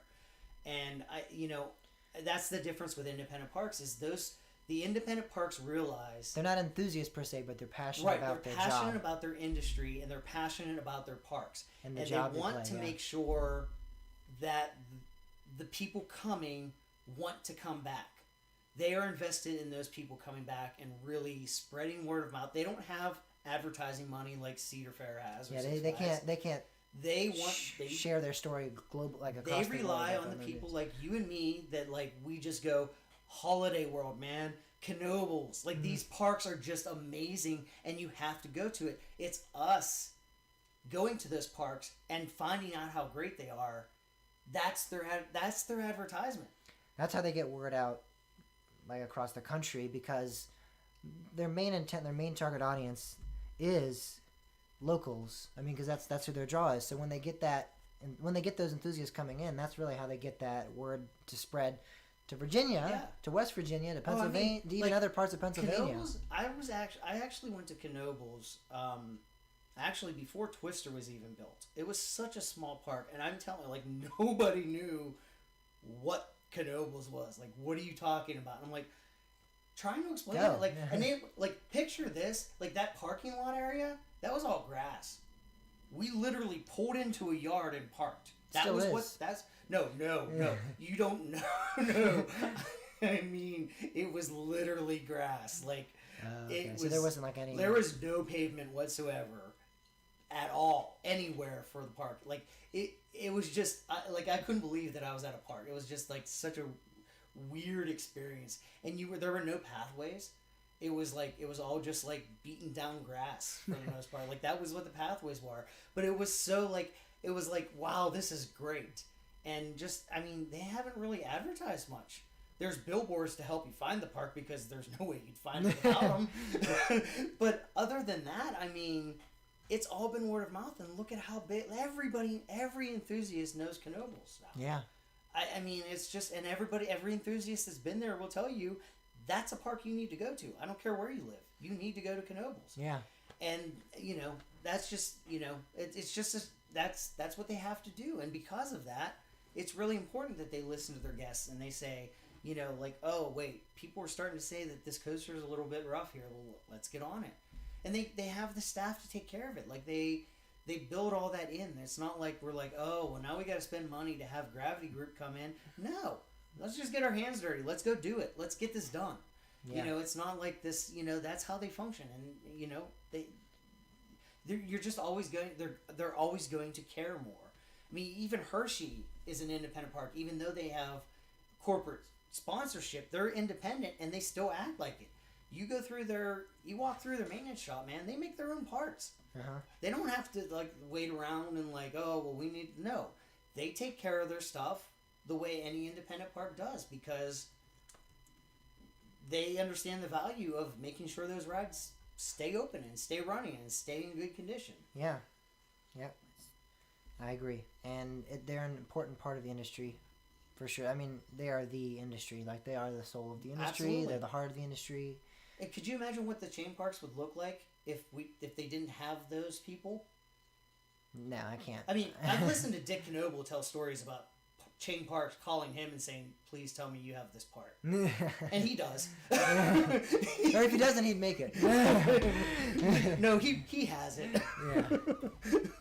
Yeah. All right. Well, that about concludes this attraction news segment of the show. But don't worry, we have a little bit more to go in the second half. So we'll see you guys all after that. after that. After this, can you delete that last little part? I can't play back. Just delete that little blur right there. Are you sure that's what it was? If it's not, I'll fix it in post. Can you just remember 1 hour 50 seconds? No, but I'll. I know. I'll take a picture of it. Then you'll remember it. I should have said after that, not after. After this, I mean not after that. After that, we'll do this, and then that we'll do there. There. That way you'll know where it's at. After that, I'll know where it's at. Can you delete it now? No. The point is, if I delete too much, this way, like, you can actually go back and delete it when you listen to it. Yeah, but I'm not gonna be able to re-record me saying after this. It's not gonna sound the same as if I do it right now. Oh, well then why don't you just record after that, and then you can After this whatever. break. All right, just do that. Just record that at the very end there. Okay. Wait, no, just cut it off a little bit because that's a lot of audio. Right here. Just like no, way further back, closer to the actual audio. That way, like I can do it pretty easily. Like that's Right good. there? Yeah, that's good. All right, now Ready? 3, 2, 1. after this break. There you go. All right, that's cool. I'm going to go get some more water. All right.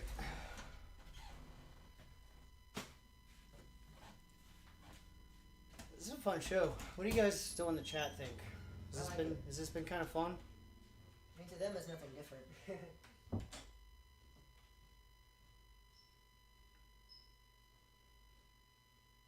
Anybody? Bueller?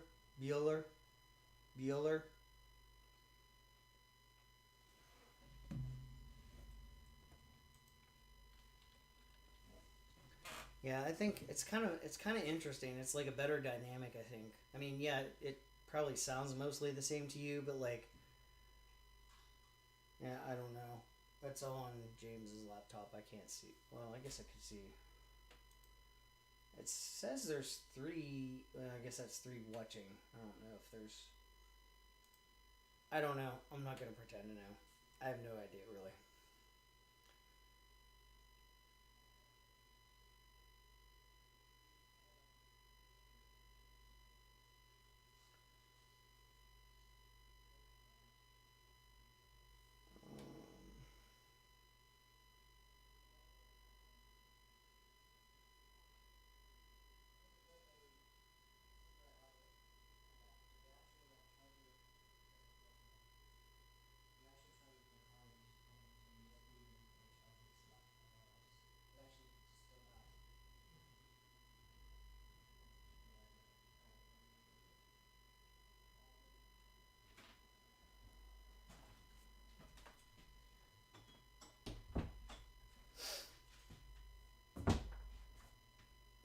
You gotta push by the doorknob. I got it. It's shut. No, you don't. I'm gonna go to the bathroom.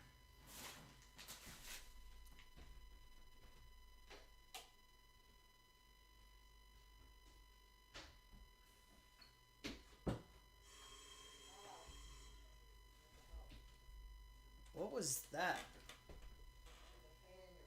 Oh yeah, that doesn't work real well.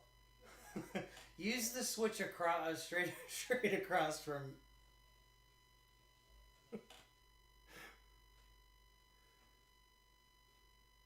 Yeah, it's kind of late for. It's actually really late.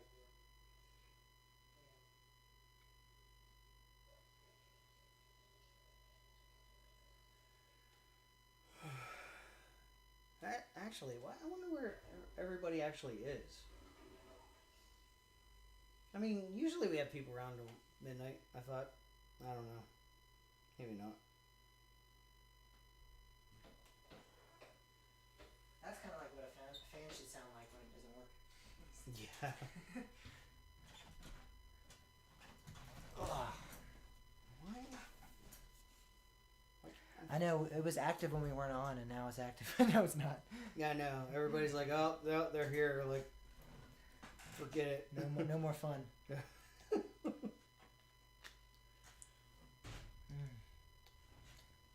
a pretty good top of the show. Yeah, it was. I actually have to go take medicine real quick.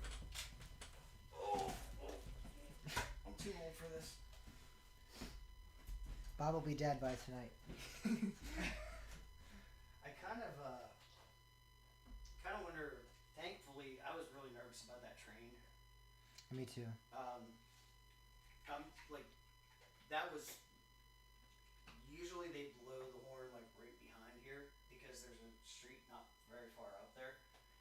And I saw like when it was just down a little bit, like I saw the audio show up and I was like, oh crap, like that's it. That like when they blew that horn, I was actually even preparing myself and like I was gonna say, oh, speaking of the train at the like, but they did it.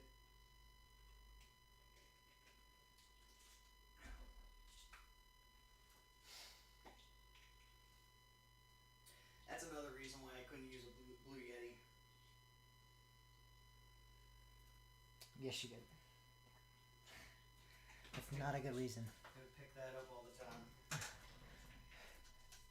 It's kind of. I'm actually impressed that you can't ever hear the train. If you turn the gain down, right now the gain's really high on this because it's trying to pick up both of us and we're kind of far away. If you turn this down, put it on cardio mode, you would not hear the train at all, really.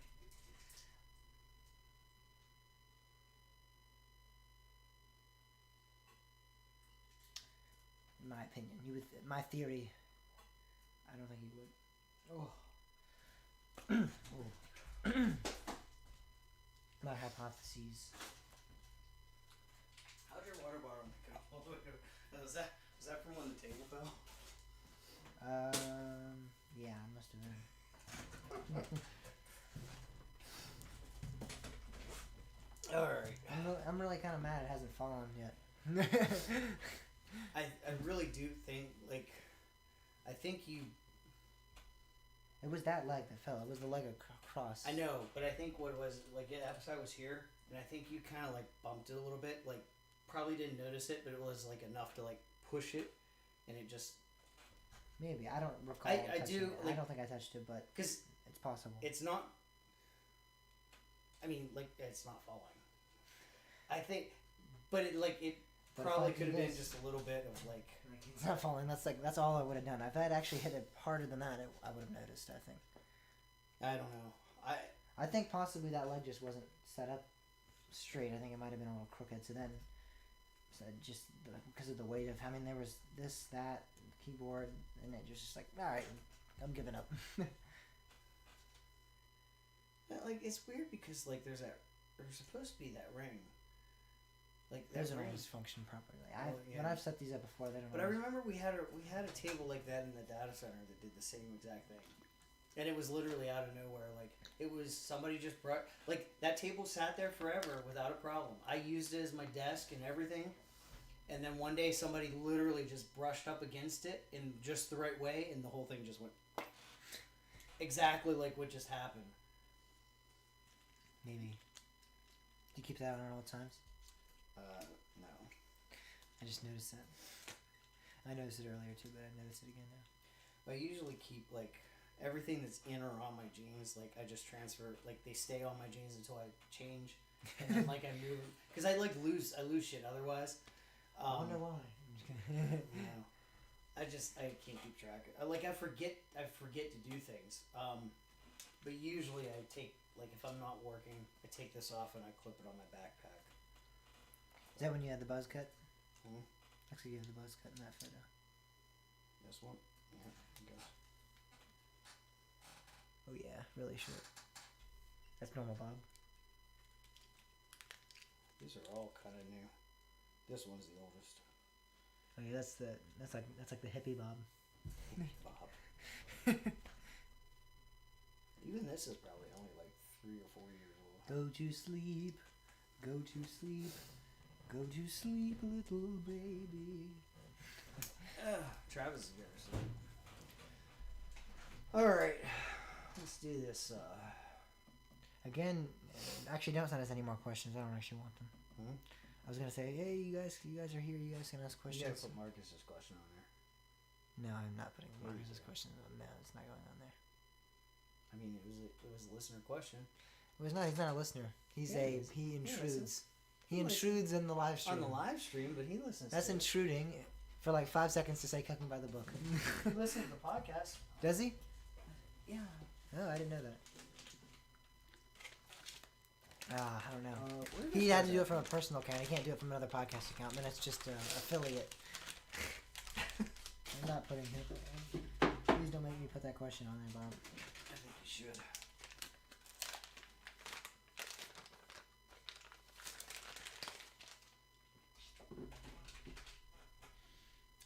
I know you do. Oh my god. All right. The thing is, I used to actually like that show as a child, but you guys have just ruined it for me now. I'm never gonna watch that show ever again with any grain of sanity. I'm just gonna go ballistic if I see that show anywhere again. Because they used to play it at the gym. Like my dad went to the gym and they played it in the daycare center, and I was like, oh, this is pretty good. I actually watched one episode of the show. Did you like it? It's interesting. I'm It's gonna have weird. to watch a couple more. It's like it's so like It's different. it's the movement of this how they like special effects, if you want to call it. Like it's the way they move, like when they're like doing like dance or gymnastics moves that aren't physically possible. But it like so like they use like video tricks to like make it look like they're doing them, but you can tell it's something that's just not natural. But yet it's not like CGI. It's Yeah. just odd. It's almost like a marionette. It's like they have they're actually humans, but it's almost like they're like marionette movements. It's weird. It's like it's intriguing to me in a sense. All right. You ready? Mm-hmm. Where am I at? Here we go. 3, 2. It's the first time for everything. It's the first time we've ever done a show together in the same studio and in West Virginia, for that matter. And it's also time for the first ever listener question and answer session here on Coaster Talk. Pretty excited because we got some good questions. We got some good coaster related and non-coaster related, which I'm Yeah. excited to as well, because we have never really done an off-topic-ish show before. So this will be the first time that we ever talk about some things we haven't really divulged into before. Yeah. Yeah, this should be interesting. I We'll was looking see. over this. There's some very interesting questions here. So There are, and there's some funny ones. We get some funny there ones. are some funny ones. The first one is interesting. I don't really know how to respond to this. Who would play each of you in a film? So if we could pick an actor to play either one of us, who would it be? I know that I've been told by my dad before that I look like Ashton Kutcher from that 70s show. And I believe that 70s show, he also played in 2.5 Men after Charlie Sheen left. So whether or not that's true or not, that's probably who I would go with, because I've just been told a lot by that before. I've been told I look like him a lot before, so that might be my go-to answer. But I'm not so sure in terms of who matches my personality the best or anything like that. I don't know. Bob, you seem to have already pulled up one that you think. Yeah, I gotta look up his name. All right. It's Barrett Oliver. He played Bastion on The Never Ending Story. Okay. And the reason why is because he just looks like me when I was that age. Like really, really looks like me. Almost. Oh, identical. I have one that looks kind of like you. Rick Moranis from What? Ghostbusters. Yes, and from Spaceballs too. How? I think he looks like you, and he kind of acts like you. He's just kind of Really? he's kind of nerdy. Yeah, I think so. I mean, maybe more on acting, but like I don't think he looks like me at all. I think he looks like you Really? a little bit. He's got the glasses. Let me see. I'm gonna look him up. And I mean I know what he looks like, but I want to see I like do a too, side by I mean, side. like- Oh yeah, I can see it. Not when he's older now, but the younger him. Yes, I mean the glasses are different, but I think he guess- looks a bit like you. I don't know. I think guys, please look up Rick Moranis, Ghostbusters, or just any of it when he has the he's glasses. been in a ton of stuff. I mean, he's been in a lot of I'm movies. sure most people know. I mean, he's in Spaceballs. He's been in a bunch Honey, I of Shrunk the stuff. Honey, Kids. Shrunk the Kids. Yeah, he's been in a lot of stuff, but look him up when he was young. Nonetheless, it could be Ghostbusters, it could be whatever. But when he was younger, now he looks really weird. To be honest, he does not look the same. But Yeah, Rick Moranis. I think. I don't know. Maybe the glasses throw it off. Like I don't know. I don't know. I see the resemblance there. I see a striking resemblance. But let's move on to the next question. Can Six Flags America tackle the DMV area? This one was, I remember correctly, I believe it was from Mike, Airtime Mike, who's been on the show before and is a good friend of ours. Can Six Flags tackle the DMV area? What do you think? You're more expert on Six Flags America. Yeah, I mean, I think there's a lot of potential there, and I think that. I mean, let's be honest. I think King's Dominion has given them the best chance that they have. Yeah. Because if you went back 5 years ago, I would have said there's no way. And not because Six Flags America is a bad park, but just because there's no way they could catch up to King's Dominion. But anymore, Yeah, from here on out, I don't know. They have definitely an opening to put themselves in there. This new park president seems to be very committed. To innovation and new experiences. And I will say that the park, that was one thing that happened this last weekend that we saw, that like they actually stopped the lift on Superman to go grab somebody's phone off of them. Yeah. And then I actually posted that to Reddit, and then somebody else chimed in and said they were there as well, and the same exact thing happened on Wild One. And these are things that are like, Six Flags America was never okay with, but they never really actively started enforcing stuff.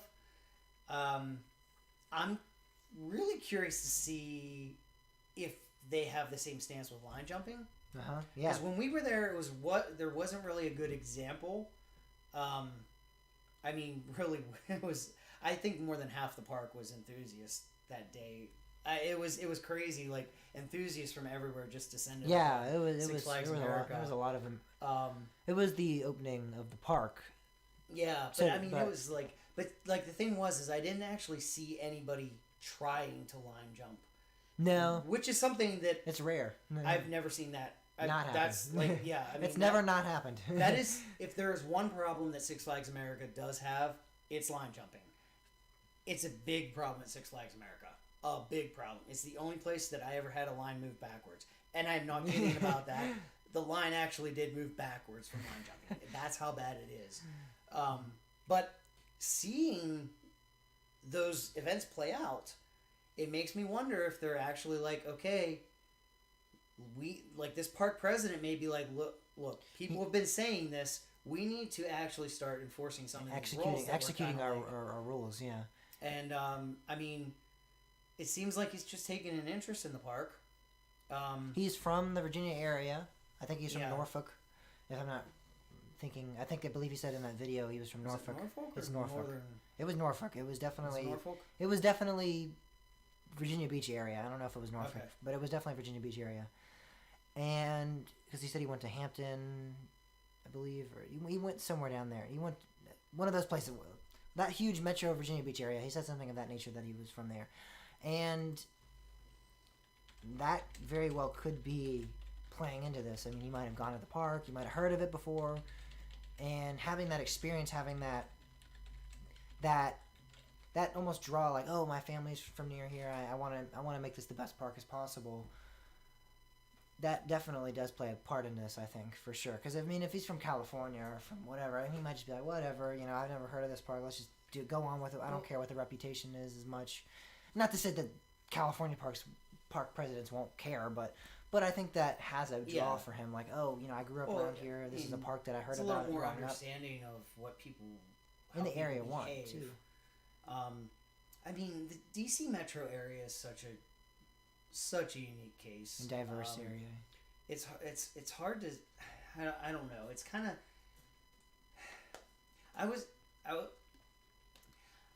This is actually a tougher question than I thought it was. Come on, Mike. I mean, there's a lot to consider. I really do think there's a lot of potential, and I mean they have a collection of rides that certainly can do it. But see, there's also the fact that Six Flags America is also a competition to Hershey. Yeah, that's something that people don't consider. Everybody thinks, oh, well, Six Flags America competes with Kings Dominion, but I think they actually probably compete more with Hershey. Yeah, I mean, we hit Hershey, like, we were pretty there pretty quickly. Like, we went Yeah. to Six Flags America, stayed the night in Baltimore, and then, like, next couple, like, hour and a half, two, we were up at Hershey. So people don't understand how close that park really is to Yeah. Hershey Park. Yeah. Yeah, so that's another aspect of it that kind of plays a part. But I will say this though too. I mean, the location of Six Flags America it's spectacular in the sense that they're not far away from so much going on. Yeah. And it's kind of funny, like, James found that out, and he really didn't understand it at first when we stopped at Olive Garden after the park, and they said an hour wait, and he's like, I'm not waiting an hour, and I said, we probably should wait the hour, and he's like, no, I'm not waiting, and, how long was it till we actually ate? Wasn't it like an hour and a half or 2 hours? An hour and a half, 2 hours. After stopping at multiple other places, and just everything was so busy. I mean, it's not that far from, like, like so much going on. So I think if they play their cards right, I think they have a very good chance of doing it. I mean, a lot of it's going to have to depend on Six Flags as a name as well. Sometimes I think that's one of Six Flags' biggest problems is they use their name a little bit too much. Like, you think about Cedar Fair. Yeah. You can tell what parks are Cedar Fair because they have the same font and, the little flag above the eyes and stuff. Yeah. You can, if you look, you can tell, but nobody says, oh, like Cedar Point or like Cedar Fair's Carowinds or Cedar Fair's Kings Dominion. Mm-hmm. So, like, all of their parks, even though they're linked, they kind of keep their own identity. Yes. And I think Six Flags, one of the things that happens is they all share that same identity. And that can be good for certain parks and really bad for other parks. And that might be some of the issue. It does with build Six Flags credibility America. because I know it's a big name. Oh, it's a Six Flags park? Oh, wow. Like, Yeah, but for some reason that does have a draw to it, but that could also be... But there's also the other people that are like... Yeah, oh, that's a Six Flags it's park? a Six Flags park, man. Exactly. I lived in Virginia. So credibility can be good credibility or bad credibility. I moved to Virginia in like 2008. 2017 was the first time that I visited Six Flags America. Mm-hmm. I didn't want to go to a Six Flags park. Like, my last experience with the Six Flags park was Six Flags Worlds of Adventure. I didn't want to go through that again. I didn't until finally in 2017 I broke down and I was pleasantly surprised. But that's an example of, like, if that park was not called Six Flags America, if it was called, like, DC America or something like that was not Six Flags, like, yeah, I probably would have gone to that park long before. And you would have gotten your ticket and saw it said, like, Six Flags. And you're like, oh! Take it back. Yeah, I don't know. I think there's something going on, and I think Six Flags realizes that they have a shot to take, and I think that they might actually do that. And I really do feel like him being from the Virginia area has a really strong impact on how he wants to make this park seem and how he wants it to be a place that people want to go to. Because he's from the area, he understands that you have Busch Gardens, you have Kings Dominion, and even to an extent, he knows they have Hershey. I think he went up north or to like Pennsylvania or somewhere and worked for like maybe another park, or I think he went to Great Escape, Six Flags Great Escape. Yeah. So I think that's what it was. So he knows that there's other parks as well, but he knows that Virginia has the Busch Gardens and has the Kings Dominion. But think about that. He also worked at a park that wasn't flagged. True. Even though it was Six Flags, it wasn't. That is one of the very few exceptions to the rule. So, yeah. Maybe it'll just become America. Yeah, I mean, it's interesting. I do think that there's something going on, and I think that they feel. I think that they may actually be realizing that this is their opportunity to kind of like really take more of the share. And I don't see why they couldn't. I mean, I kind of hate that because I like my little park that nobody goes to. Like, I love going to that park because there's usually not any lines, Never. any real Yeah. bad lines, Really ever. and the rides are really good. They have really great rides. They have a really unique collection of coasters. Yeah, they do. And I mean, even they still have a roundup. Like there's still some of those rides that's like that's you don't see that everywhere. Yep. Yep. And that ride, I never remember what that ride's called. The ride that sits next to it's like the sideways flying carpet Yep. thing. Yeah. It sits kind of behind Raging Cajun. I've never seen that ride run ever.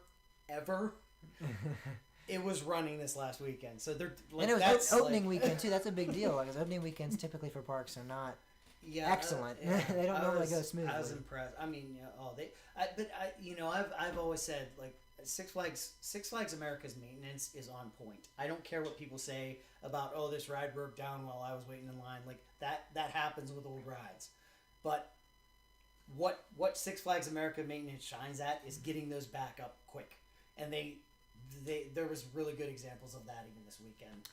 I think there's hope. So to answer Yeah. my question, can they do it?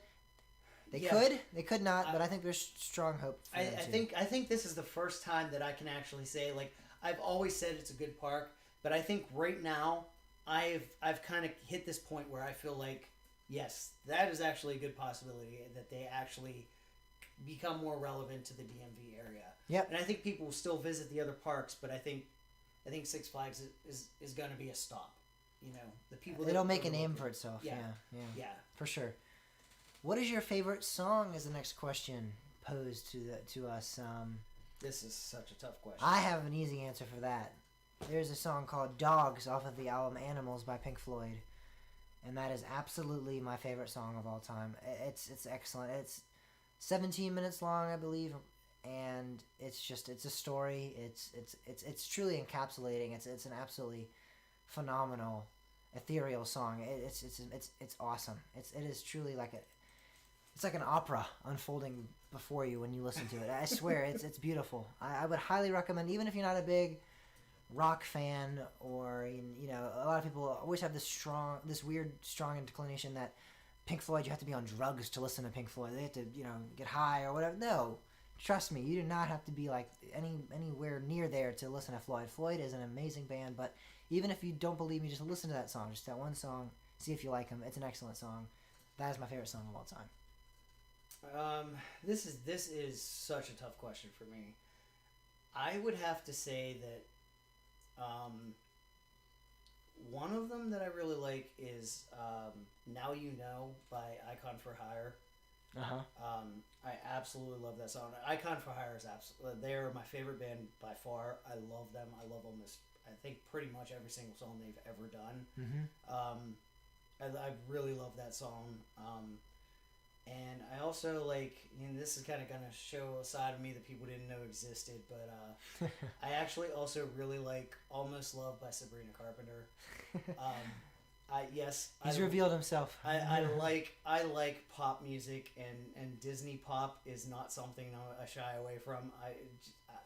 I don't know. I like stuff with a beat, and it just but that song, I don't know. There's something about that song. But this, talking about music, I don't know if have you ever really listened to Sabrina Carpenter's music at all? I've heard, especially some of her older stuff, tunes before. Yes, her first albums. I've heard of tunes. The newer, the recent stuff that's hit the radio, or some of the stuff prior albums that didn't get on the radio. Okay, I have no idea. So here's the thing. This is something that and I'm only bringing this up because I know you're really into music. There's something I really like. Almost Love isn't really a good example of this, but a lot of Sabrina Carpenter's music is it's newer, so it's more it has stronger beats and pop to it. But a lot of the riffs and chords behind the music is actually more like what you heard in the 60s. So a lot of her music is it's just taking 60s-esque. It's very 60s-esque. It's and that's something I really like about it, because I always loved the simplicity of 60s music, but a lot of times some of 60s pop music. Yeah, that's what I meant. 60s right. pop. I like pop more. I don't dislike rock. Well, I not like even pop just rock, more. funk, just like a lot of Yeah, like but folk. but that's something that like I really like about Sabrina Carpenter's music, especially like her not her like most recent album, but some of the older ones. Like I think she did 2 before, and like she's not even like I think she just barely turned 18. Like she has 3 albums out, which is like crazy to me. But like yeah, I just love that like simple, but like it still has that stronger beat and more like I don't want to say synthy, but like a little more like it's not electronic, but like it's more of a different beat to it with the same type of chord like you'd hear in like the 60s. So there's my little there's a ton of We're other talking songs, about like, 60s. I'll give a quick plug too, real quick, for an album actually from 2019. I talk about this album a lot. It's a great album. People that know me will probably talk their ear off about it. There's an album called Titanic Rising by an artist called Wise Blood, and it's excellent album. And that to me, that came out in 2019, and it is easily one of the most 60s sounding albums that are not in the 60s of all time. It's really cool. You have some very minor chords and very weird drum patterns. It's really excellent. And you even do have some of that, like, I don't know if you said you weren't trying to use synthy, but it does have some synths in it. So it sounds very late 60s, like 68, 69, which I love. That's some 60s, 70s, 50s is probably my favorite era of music. I like the 80s, I like the 90s a lot too. When you get in the 2000s, I start there's some good stuff. You got to pick and choose wisely. But yeah, the 60s and 70s sound is definitely one of my favorite sounds. So I get what you're getting at there. Next question we got: Have you ever gone into a room and forgotten why? Okay, this question. I can't even remember a time that I did it, but I know I've done it. Okay, well, let me tell you, like, this doesn't even begin to explain me. My mind is so all over the place that this isn't just a one-time occurrence. This happens almost daily to me, where I walk into the room, I forget why I went in there, and then I walk back, and I forget what I was doing in the first place. What I do is I go in the room, I forget what I was there for, then I do something else that is kind of productive, and then I leave and I'm like, wait, was that even, that was not what I wanted to do in the first, like I'll go in and I'm like, oh, I'm going to fold this laundry. Then I'll get on my laptop and I might do something with the podcast, and I'm like, then I leave and I'm like, wait, but my mom would be like, you're supposed to fold the laundry. And I'm like, oh my God, I spent an hour editing this podcast and I was supposed to fold the laundry. Like, that's kind of what I do. Yeah, like, you have no idea. Like, my mind is always all over the place. And it's kind of weird because, you know, at face value, people were like, how do you even function? Especially, like, being self-employed and working in a data center and, like, but having to keep track of your own stuff. But the thing is it's actually kind of something that kind of works for me in a sense. It kind of helps me in a sense because, like, I have my ticket system that, like, shows what tasks I have. But the thing is like, if anybody's works on computers, you know how, like, there's so many times where you're waiting on a computer to do something, and I don't want to wait around. So, like, if I'm in one customer's facility and I have, like, 5 different tickets to work on, I can so easily drift between them. Like, okay, I got to this point. This is doing a firmware update. That's going to take like 10 minutes, so I'm going to go over here and I'm going to install a couple hard drives. And then I may, like, yes, I might forget that firmware update's going on. But, like, whenever I finish the hard drives, I look back at the ticket system and go, oh, yeah, I got to go do that. So, like, you know, I have those things right in front of me saying, like, these are what you're working on. And then I just switch between those, and I can, like, so easily work on multiple things at the same time, which makes me really efficient at my job. Home, on the other hand, though, it's a disaster. I look at the clock and I go, it's 7 o'clock, and I don't know what I did. There's stuff all over the apartment, and I don't know. I'm turning out for the night. The stove's still on, and that actually happened to me today. Like, I made a steak. I plugged in I have a George Foreman grill. I plugged in the grill to let it heat up, and, like, I'm sitting at my computer. I forget what I was looking at something, and all of a sudden I, like, smelt something. Like, I'm like, what? Oh crap! And I went out and like, oh yeah, I gotta like, like this. I just like you just it. There's no words to describe how scatterbrained I can be. All right. Well, do you have a list in front of you of your top 5 favorite coasters? Because you might need to read that off. As the next question is, do you have what are your top 5 favorite coasters for each of you? Obviously, pertaining to each of us. I'll list off mine first, real quick. Oh, you already have yours up actually, but I think we've done this before. But nonetheless, let's go back over the top 5 coasters we have. I have El Toro, Six Flags Great Adventure, Fury 325 at Carowinds, Lightning Rod at Dollywood, Steel Vengeance at Cedar Point, and then Voyage at Holiday World. Wait, did you go 5-1? I went 5-1. Oh, okay. Gave me a heart attack for a second. Okay. I am proud to say that I am not like Marcus of the Drunk Riders. I don't have an RMC in my top 5. Boo. Actually, I don't even have a steel coaster in my top 5. Boo. So I guess I'll go 5-1 as well. Number 5 is Ravine Flyer 2 at Waldemere. Number 4 is Raven at Holiday World. Number 3 is Phoenix at Knoebels. Number 2 is Mystic Timbers at Kings Island. Number 1 is that Voyage moved? at Holiday World. Did Phoenix move? I feel like that's moved since the last time we've last done this. Has it always been number 3? I don't know. I don't know. Maybe. I make updates here and there. All right. Well, I don't know, but I don't remember Phoenix being that high. But that's cool. That's good. I love. Phoenix. I think it did. I think it might have come up a little bit when I reassessed after going to Holiday World. I think is when I started putting some more.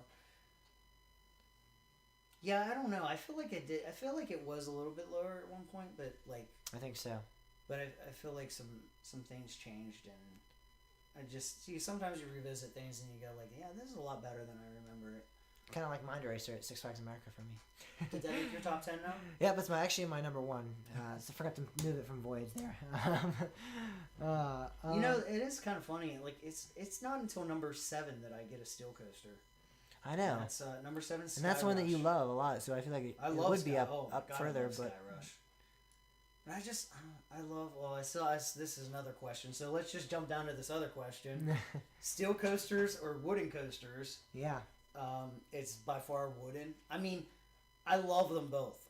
I really do. But I mean, if I could only pick one, I'd probably have to pick wooden coasters. I just love.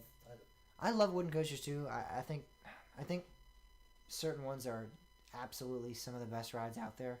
I don't know. There's just so much more variations you can do with steel. So much more variants you can have. So to me, it's like, you just have that diversity of a portfolio. You can have a wing coaster. You can have a sit down. You can have an invert. You can do all this, and it's like that. I guess that is true. That is kind of a hard thing to say if you had to get rid of one, because it's like, I mean, I like wooden coasters better, but that's true. If there wasn't steel, it would be the same thing everywhere. Yeah, I don't know. Like but I mean, look, my top 6 coasters are, and I might as well just say number 6 is Blue Streak at Conneaut Lake Park because we already went up to 7. So, my top 6 coasters are all wooden coasters. So, but a lot. You've got it's a lot of the newer ones too, like Ravine Flyer 2, Voyage, Mystic Timbers. Yeah.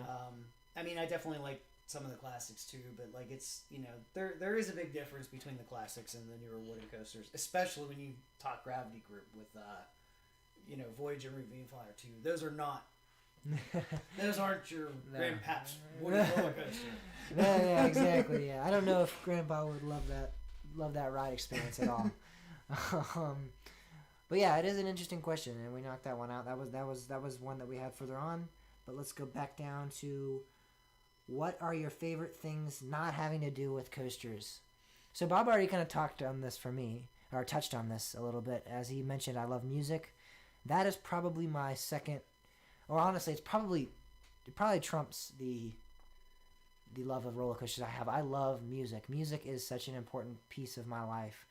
I mean, I can't go an extended period of time without listening to music. I listen to music all the time, in the car, I'm taking a shower, walking around my house, I will listen to music. It's a crucial part of my life, and I love listening to it. I love experiencing new music. I love understanding the story behind certain songs. It's just the industry to me means so much, and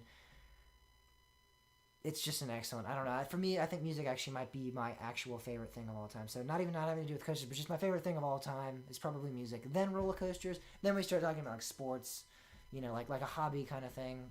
Obviously like parents and stuff. That's important, like people and all that. But yeah, in terms of like hobbies and things that are interesting to me, it's definitely music, roller coasters, sports. Probably is how it lists off for me. And then Bob, I don't know, pinball. Yeah. There we go. I mean, coasters is definitely number one, but pinball is right behind that. I love pinball. It's been really tough. I mean, it's been over a year now since. Yeah, true. I haven't thought about that. It's been a while. I own 3 pinball machines. None of them are in West Virginia. 2 are at my parents' house in Pennsylvania. 1's at my grandparents' house in Pennsylvania. So when I go visit, I get to play some pinball. But those are the only 3 machines. Those are the period that I've played in over a year because of COVID. I mean, it's kind of a tough thing because pinball's indoors, and you also everybody touches. Everybody's the same, grabbing it, yeah. So it's kind of a tough thing. We've been, I've been a member of a league, and we've been shut down for a year. Just actually, I mean, just recently some facilities have actually started opening, so you can actually go play some pinball. I haven't got around to it. Mm-hmm. Because especially now living in West Virginia, I don't know that there's anything out here. I think there might be one somewhere, but I haven't located. I still need to like pay attention. Like I haven't really got into that of like figuring out like what's local and stuff. But pinball's a big thing, and skiing's another thing I love, but I haven't been skiing in years. And I don't know why. I just never. We need to do a Coaster Talk ski trip. Yeah, I love downhill skiing. I love it so much. I know Wintergreen was a place that my mom always loved to go. She actually had a house there with her family, and I've heard so many stories about they loved skiing. They used to ski all the time. They'd go up there, and their whole family would ski. And I have yet to go. I've never skied before. I've never snowboarded. I've never done any of the snow tubes or anything. Tell you, I know. So right now, there's somebody listening to this podcast that's going, "Oh, well, what about snowboarding?" Let me just answer that question before it comes in. Okay. No, you'll probably never see me on a snowboard. Here's why. Not because I'm afraid of it, not because I don't think it might be fun, but because I love skiing so much that if I have an opportunity to go to the slopes, I don't want to spend time learning something else. I just want to have fun. So it really comes down to Bob just wants to have fun. Yeah. I mean, it really comes down to I don't get to the slopes enough. So if I get up there, I don't want to have to go through learning how to snowboard. I watched my sister learn. Like she went. We actually took a ski trip to Whiteface in Lake Placid, which is where the 1980 Olympics were at, and we actually skied on those slopes. And my sister decided, I'm going to snowboard. No way am I going through that. Now she says she loves it. She actually likes snowboarding a little bit more, but I'm just not gonna. I don't want to waste my time doing that. I love skiing so much. I'm just gonna enjoy that, and if it ever comes down to I can get on the slopes like every week, maybe I'll revisit it and maybe I'll give it a shot. But I'm also getting too old, so who knows? Snowboarding is probably a little bit more difficult because you have to balance on one object as opposed to the skiing where you have the two as well, so that could be a little bit more difficult to grasp as well. And you have your ski, like, what are those called? I don't know what those are. Poles? Okay. Getting back to the great naming ability of people, of humans. Cognac Lake, ski poles, the beach. But yeah, it's kind of funny though. We're talking about like these things that like, oh, what do you like to do? I'm like, I mean, really, if we're gonna be completely honest, I have no life. Rolling with roller coasters and podcasting. We forgot to mention I love podcasting too. Yeah, I mean, this is like Thursday night. It's like, oh wait, I get to talk to somebody because like that's the other thing is like people like I say to people like I don't really interact with people a lot, and people are like, oh well, I don't either, and like nobody understands the extent. I live alone. I work alone. Like, nobody actually... Like, it's kind of a weird concept. I'm the first person Bob has ever seen in real life. I don't ever see people. I mean, yes, I cross paths with people, you know, and stuff like that. But I mean, like, you know, in the bulk of things, it's not like I have an aversion to people or anything like that. It's just Bob like, sees a person who's like, no, just no. like, Not you today. know, just typically though, like I'm just you know, like I just don't on a weekly basis interact that much. Yeah. Like I don't, you know, because like there's other people that are at the data centers that I work at, but like I'm not actually working with them. Like I talk to them maybe as I'm entering and like going through security, but you know, I'm mostly just working on my own. Get the bachelor life going. I mean, yeah, it's full fledged. I'm like the old guy, but still a bachelor. I don't know, it's weird. Any coaster ladies looking for a coaster guy out there? Or pinball, or geeks, or skiing, like tech geeks, or skiers, or yeah. Or you know, I don't. Or just women. I don't really care. Yeah, or just a woman in general. Reach out, Bob at KosherTalkPodcast.com. Yeah. Or James at KosherTalkPodcast.com too, to be honest. Yeah. We got, next question. What is your favorite film/film franchise? I'm going to answer in two parts because I actually have a favorite film and a favorite film franchise separately. My favorite film franchise is Star Wars. Star Wars is excellent. It's such a good series. There's so much to learn. I mean, I still have so many books and comics and shows even that I haven't watched.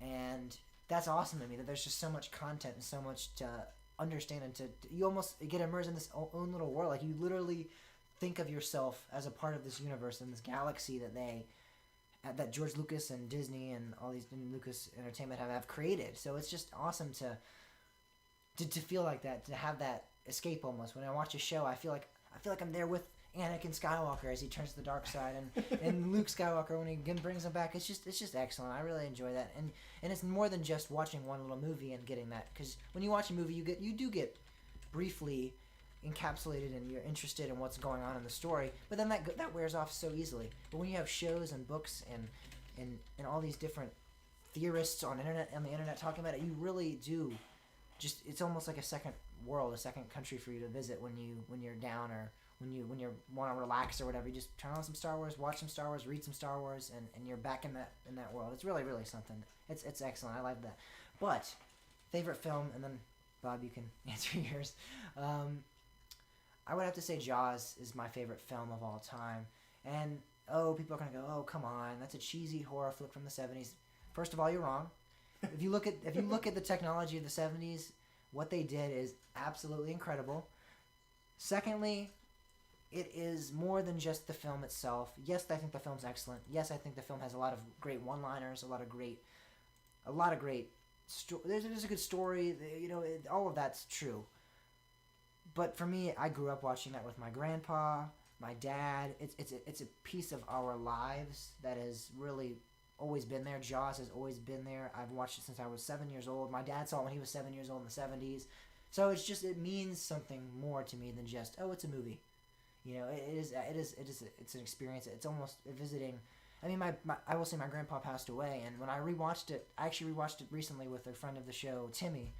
And when I was watching it, it was almost like I remember when I was watching it with him. Like I can see myself there with him watching it, and I'm like, I remember when we laughed at this part, or he used to skip. There was one part where they actually cuss a lot, and he would skip that part. And so there's like it's like things like that it's like it means there's all these little bits and pieces of time that I can remember when I was watching it back in 2017 and back in 2014 and back in 2012. Like I can remember that, and that's why it means so much to me. So it's not just it's a cheesy film. What are you talking about? Jaws isn't that good. You can sure as heck have that opinion, and I understand. I think there is more to it still than just the cheesy. I mean, it is a little cheesy because we are so used to the CGI of this modern era, of the VFX of this modern era, but it's really, it's for its time, it was great, and I think it's a great movie because of why I just explained, for sure. Yeah. I've not seen Jaws, so... Yeah, that's something we're going to have to change very soon, because yeah. I can deal with Star Wars. You know, Star Wars is something that I'm just now getting a little bit more into than I've ever been. Maybe eventually I'll get to that point with Star Wars where I'm like, Bob, we're watching it. But Jaws is something that you have to watch. Even if, I know you probably won't love it. You might not, but even if you don't, I really want you to see it. get your because that's such a great movie to me. Yeah, Star Wars. I don't know. It's like I've gone so long without seeing it. It's kind of like a novelty now that I haven't seen Star Wars. Oh, But, you're killing me. You can't live your life like that. You can't die. Your death wish is gonna be, I didn't see Star Wars. Why? No, I'm pretty confident it won't be. Well, because you'll have seen it, of course. So. No, it'll probably be like, oh, I never made it to Fuji-Q or something Oh like my that. God. Like that's probably like, No, you're going to see Star Wars. I'm telling you. You cannot have me and Timmy are two huge Star Wars fans. If we don't get you to see Star Wars, we have failed in our duty. My knee jerk answer to that is gonna be Mothman Prophecies. I love that movie so much, and for interesting reasons. I love psychological stuff that makes you think, and I also love supernatural stuff. And the fact that this was based on a true story and the actual events that happened that this movie was based on is Line up somewhat. just Yeah. They line up somewhat. Yeah, they line up, and it's just like it's such a fascinating story and like so like mesmerizing. Like there's so much more out there that we don't understand. There's like stuff. I like Richard Gere a lot too, so I think he has a good part. Yeah, but it's also like I don't know. It's like I just think it's really well done. It's like that. It's like a good mix of like keeping you on the edge of your seat, but like I hate when things jump out at you. Like, and there's a couple of those, but it's not like it's not constant. I don't want to spoil it, but there definitely was one that I remember. There were some others, but there was the one that I vividly remember still. Like when it comes up, I still am like, it doesn't make me jump, but if I'm watching it with new people, sure. It's definitely one that was like, whoa. Definitely. But I don't want to spoil it because people might watch it. But I agree that is. I mean, I would never say that's one of my favorite movies. I wouldn't say it's even close. No offense. It's not. Maybe like top 50, top 100, something like that. But it is definitely a very good film. It is very good, and it's grown on me. The first time I saw it, I was like, yeah, Bob. Come on. I had to like convince everybody. I'm like, no, we need to watch this movie. No, we're not watching that movie. That sounds stupid. I'm like, no, we need to watch this movie. And actually, everybody liked it so much that we are now talking about maybe visiting Point Pleasant just to see where this stuff happens. The movie is good. It's very, very good, and it's very, very. I mean, it really does get you thinking. I mean, I remember going to bed that night. We were at Knoebels a couple years back at Phoenix Fall Fun Fest, and we were like out in the middle of nowhere, like this weird Airbnb that my mom got, and it was like in the middle of the woods, and it was like, and I was like, there was a window right in front of me. You do realize we're in West Virginia right now, too, just to... Yeah, but I mean, we're on the other side of the state. hundreds of miles away. Yeah. But for me, that was just like, and I was like, oh, they just talked to like this 9-foot moth guy. He's gonna be standing right there at my window. Like, this is great. This is great. Excellent way to go to bed tonight. I mean, I went to bed, but it is definitely one of those movies where it's not a movie that, like, in the moment it's going to get you jumping. There are, like I said, like there might be one, but other than that, it's not going to get you jumping, but it's going to get you thinking about what is going to be occurring afterwards during the night. Yeah, certainly. Aside from that, I love the Mel Brooks movies. Oh yeah, I love Mel Brooks movies. Oh yeah. Blazing Saddles. Yeah, Spaceballs. Young Frankenstein. Robin Hood Men in Tights. Oh my God. I love all of those movies. I'm on the red. I love. There's some. This is one of those things where, depending on when you ask me, like there's different moods. Yeah, there's different moods, and I'll say like this is my favorite, and then I'll change to like, you know, I like Hitchhiker's Guide to the Galaxy. That's another movie I love. It's not a real popular movie, but like there's just something about it that I just yeah, I don't know. That wasn't as keen on me like Mothman. I liked it. I liked it. It's just weird. It's like it's one of those things. It's just one of those certain mood type things. What is ironic? Also, it's more geek. It's more geeky. Like that's more me than. Well, I mean, I love Star Wars. Yeah, but what is ironic to me is that you love Spaceballs so much, but you've never seen the film that it's parodying. It's literally. But I know enough of Star Wars.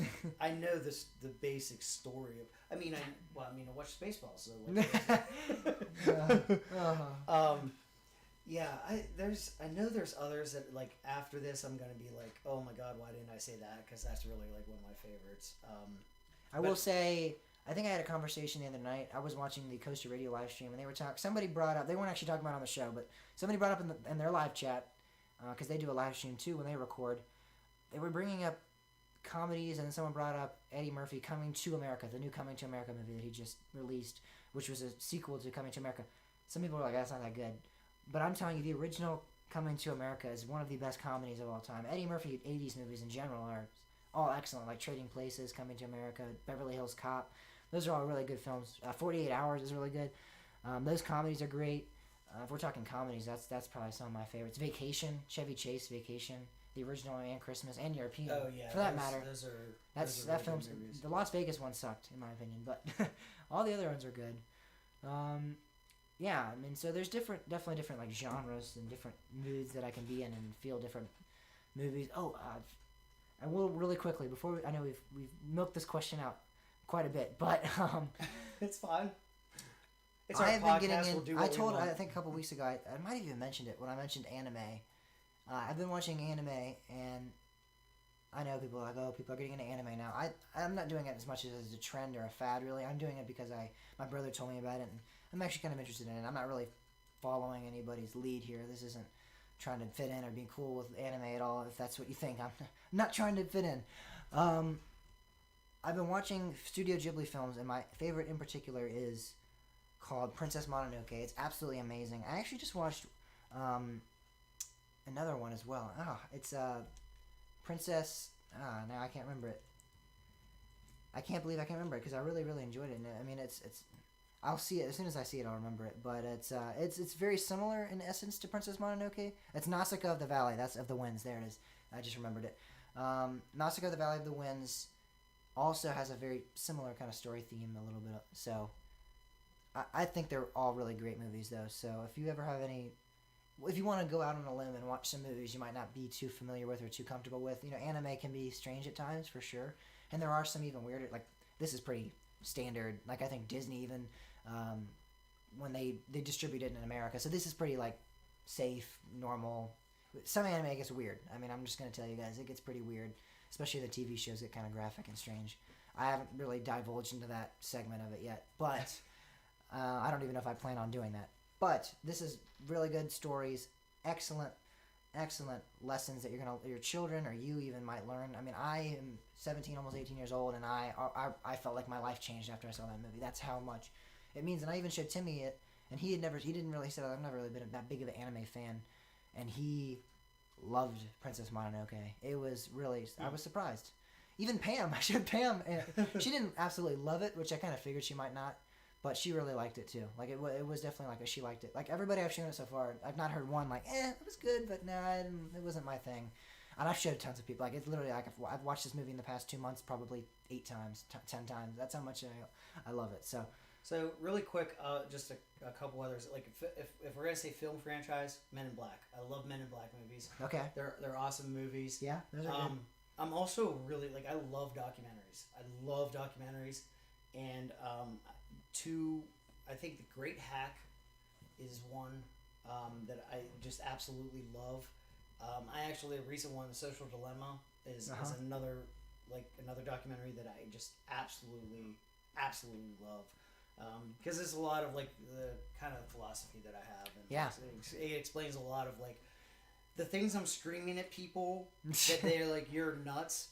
It explains why I'm actually screaming. Facebook. Yes. Yeah, and the one other one I'm gonna mention is it's more of a TV show, but there was a movie that was part of the series, and that's Veronica Mars. I love the Veronica Mars stuff. If you haven't watched the Veronica Mars stuff, if you go read about it, don't judge it by what you're reading, because it flat out. It is literally, it started out as a CW after school special. That's literally what it started as. But let me tell you, it's become so much more, and like that, the show is just amazing.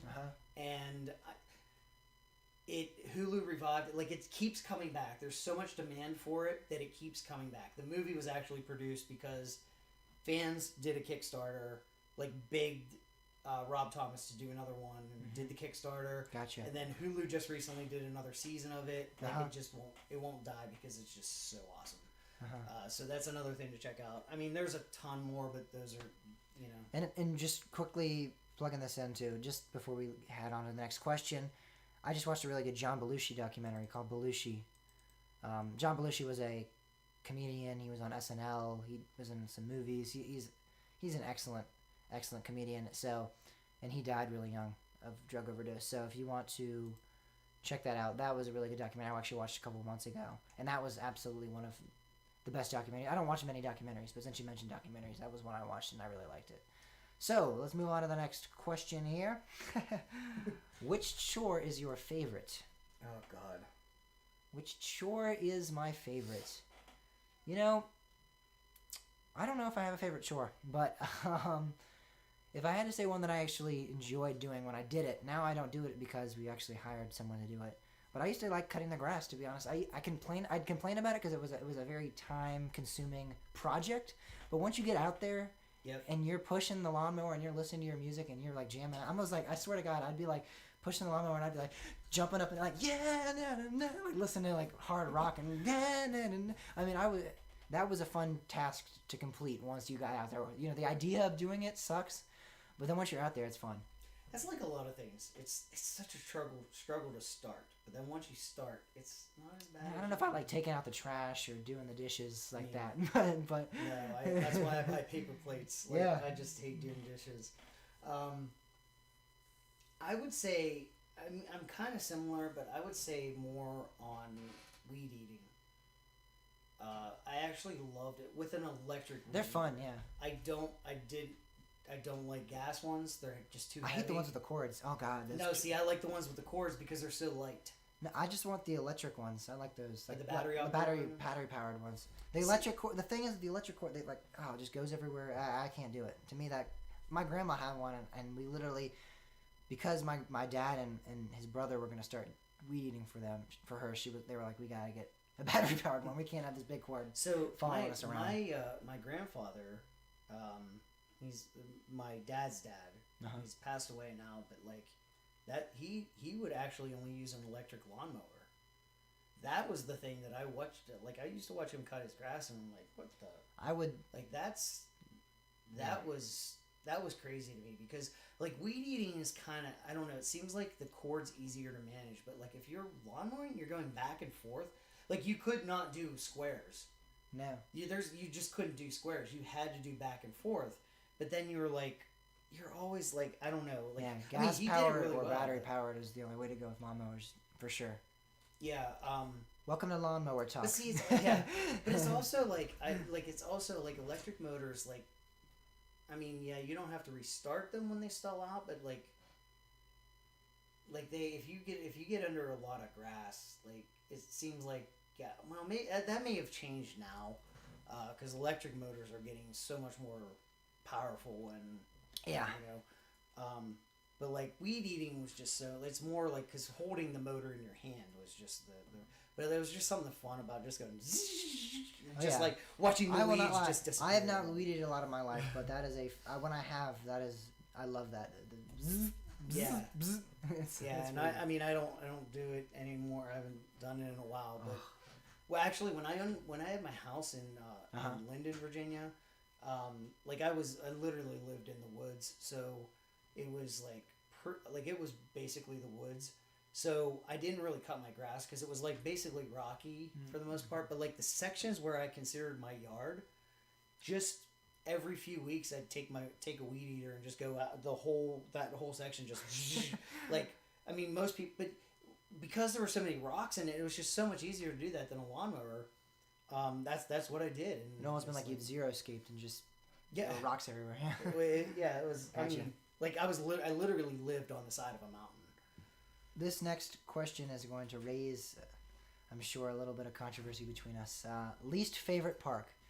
Now, take this with a grain of salt, guys. I literally have a list of parks. I don't really consider having a least favorite park, meaning I hate this park. But my least favorite park on my list right now is Six Flags America.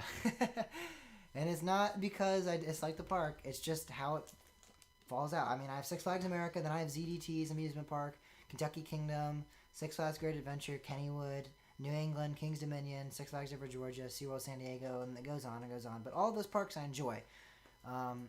It has nothing to do against Six Flags America, but that is right now my quote-unquote least favorite park. It's just how the rankings fall into place. I can't answer this question. There is no answer. And he got up and left. I'm just kidding. I'd drop the mic if it wasn't attached. No, I don't.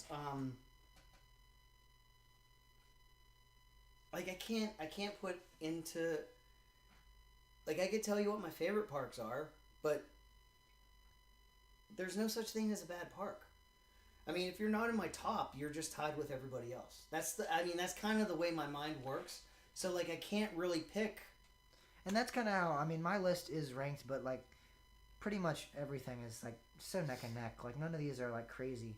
Like even when you get to my top 5, that is pretty like I could Dollywood, Knoebels, Busch Gardens, Williamsburg, Cedar Point, Holiday World. All of those parks could switch. I mean, really, this whole list could be so different. And I could flip it around. Like I could literally go right now. Oh, I like America better than Great Adventure, or actually no, I think I could do that right now. Like I could have this whole debate and debacle of like which one goes where. This is just where they fall. But see, that's like I can't list. Like I couldn't come up with a list like that. If someone put a gun to your head, you would just say pull the trigger. I mean, it would just be like picking a random park, I guess. I mean, I don't know. Like I can't answer. But like I always try to do like which one would I rather visit right now if I had the chance? Would I rather go to Six Flags America or ZDT? But see, that depends on each day. Like, give me the different day. Like, where have I recently been to? Like, that's going to drastically change. In a neutral state, you haven't been any park in a year. Where would you rather go? Carowinds or Canada's Wonderland? Neutral, like you haven't been to parks in over a year. You haven't been to Carowinds in a while. You haven't been to Canada's Wonderland in a while. I don't know. Like, it would literally fall down to logistics. Like, which is easier to get to? Okay. I mean, that's like, and that like you can't say that. Oh, well, it's tougher to get to Canada. I mean, it is. Like it's the passport thing, but you can't say like, oh, that's my least favorite park. Like you can't hold that against the park. Like it's like that's not the park. Yeah, sure, but that's where if you base it on that, it's a little different. But if you're basing it on like merits and rides and actual like experience you get. Yeah, but that's the thing. Like I really couldn't. And I'm the same with coasters. The only thing is like I can tell you the 2 coasters that are my least favorite. And the only reason why they're my least favorite is because they're the only 2 that hurt me so bad that I can't ride them. And you also won't see me say, "Oh, tear them down," but RMC them. Firebird and Rougarou. I can't. They hurt. They hurt me. They're not even bad rides. I can't ride them. And that's the same thing. Like, I have these parks. Six Flags America is at my least spot. It's in my least favorite spot, quote unquote. But I mean, it's not even a bad park. Like I just went to it and I enjoyed it and I had a good time. It's not that I dislike the park. It's just, to be honest, I honestly could move it up a few spots and I could move the couple down. Or I mean, it's so flexible and fluid here that I could move parks. This is just where it falls right now. Honestly, I don't look at this list too much. The last time I edited this list was June of 2020. That's the last time I even looked at this list. That shows me right here on the document I'm on. So I don't really base anything. I mean, I do have my favorite, like top 3 favorite parks. I always say Busch Gardens, Williamsburg, Cedar Point, Holiday World. But after that, it's really like, I really like Six Flags Fiesta Texas. I really like Dollywood. I really like Kings Island. I really like Knoebels. It's I like Six Flags America. That's just how it works. So for me, I kind of agree. I do have a list, but it's not like a firm. I can't even Six Flags America is I'll my least favorite park. I hate it. I'll tell you, I love Knoebels, Hershey Park, Holiday World. Like these are top parks for me. But like once you get to that point where like you're not like the top, like you're just with everybody else, and there's not really I can't answer. It's not a cop out. I just legitimately can't answer that question. And this next one's very interesting. If money was of no concern, what would you do every day if you didn't work? And I think that's pretty obvious to a roller coaster podcaster. To me, I'd be riding roller coasters all day. See, I don't know. This is kind of a tough thing because I don't know that I'd want to ride roller coasters every single day. Let me rephrase that. I would not the same park necessarily, but if I could just travel to every park in the world, I can do that for however many years it might take. That would be my I mean, I guess okay. I don't want to do the same park every day. I agree, because Yeah. that gets old and that gets But dull. see, if you're doing it every day, No, for me, that doesn't. Then nothing you say right now is going to change my mind. no, I mean, I'd probably do it anyway. But I think It would get exhausting, probably. not exhausting, but like you. But the traveling fun, and everything. No, the fun would wear like. No, I mean, don't think think about like even now, like I don't. The thrill isn't the same as it used to be. Not that I don't really enjoy it, but like I don't have those butterflies in my stomach, like those, and that's just. Yeah, I think You know. that's true for me as well. But I think if you're doing it every single day, I think. I don't think. I think at this point, I'm already like to the point where I'm at that. Whatever the point Maybe. is, I'm at that point where it can't get any like more dull. I still enjoy them. I don't get that like scare factor of, oh, we're climbing the lift hill now. Oh, we're going, like that's gone completely, and I don't think that's ever going to come back. Drop towers are the only rides that still make me feel that way. When I get butterflies, I'm like, oh crap, we're about to drop. But Yeah. other than that, roller coasters have never done that for me in a long time. So that is of no concern to me, and I don't think you can really get much because I still enjoy them. I still love them, and I don't think that's ever going to change. Riding them every day is not going to change that. But I don't think that butterfly feeling would ever come back in the first it's place, not. But I'd be or afraid get of any losing worse. More. Yeah. I don't know. I don't think so. I don't know. For me, at least, I don't think that would happen. I don't know about you. What would I do if I? I mean, that's the thing. Does it have to be the same thing every day? I mean, if that. I guess it doesn't have to be every day necessarily. I mean, it says every day if you didn't work, but I guess you could have a structured routine of something else you do. Not even a routine, but just something else, some other things you throw out there you would like to do on the weekend. Play pinball, go skiing. I don't know. I think I'm gonna actually just say spend time with my niece and nephew, and That's such a cheap answer. but I mean That sounds bad now. Oh yeah, I'd hang out with my parents or no, I'd but hang I out with mean, my loved but ones. see, I don't know. Like I wouldn't. Sorry, mom. Sorry, family. It's I don't know. I think it's a little bit different because there's so much fun just watching them. I don't know. Like that's the whole thing. Like coasters. Not to me cheap. is Sorry, like, that sounded bad, but not cheap. But like it makes me sound bad a little No, bit. I don't think so. I mean, it's just something that I really enjoy doing. I mean, just the one like watching them light up kind of like lights me up. If that it's just like watching the wonder in their eyes. Like it brings back the wonder in mine. It Gotta just, write a like, novel about that. Yeah. That's what you do every day if you did. But work. I mean, if you're actually talking something like I mean, let's talk hobbies. Yeah, let's not. I guess Or not even hobby activities. I probably would have to go with ride roller coasters. Yeah. I mean, I don't think it has to be every day necessarily, but maybe like you take a break a few days, go to another park, go out to another park, go do this. But the thing is, if you didn't have to work and the money wasn't no concern, you wouldn't have to worry. You could take these big flights and go out to California for the weekend. Like you could do things like that. Yeah. And it wouldn't have to be constant. Like, oh, I'm going up the coast and I have to go here and there because I only have this amount of time and this amount of money. I need to do it real quick and hit the parks. You could just take a leisurely trip up. You could even go to like Kayak Lake for the whole day or whatever. Like you wouldn't have to worry about I need to hit these parks along the way and then that way I maximize my time and money. Like you would just do whatever the heck you wanted at a park, which would be cool. Which would be good because a lot of times what we're trying to do is maximize that amount of time we have in money so we can quickly get on the coasters and leave. And that is something that wouldn't necessarily be of concern to us if we didn't. Favorite book, Bob? We just talked about writing novels. You writing a novel about niece and nephew. What is your favorite book that you've read? It's either Stumbling on Happiness or Animals in Translation. There's Stumbling on Happiness is Daniel Gilbert, I think. Daniel Gilbert. All right. I don't know. I'm gonna double check that one. Animals in Translation is by Temple Grandin. I love these books. Daniel Gilbert. Yep. Yep. Daniel Gilbert. These are both really good books. It should also be known I don't read. I can't read. I do listen. He's to illiterate. I'm just kidding. No, I listen to audiobooks though, and I love. These are just a couple books that I just really really love them. Oh, another really good one is Malcolm Gladwell. What's the I am not sure what you're. I can't. Hold on. I will quickly give mine while you do your research. How about that? Yeah, I can't remember the book. I really, really, really like. I read series. Normally, I love the Harry Potter series. I love the Hunger Games. I love Percy Jackson.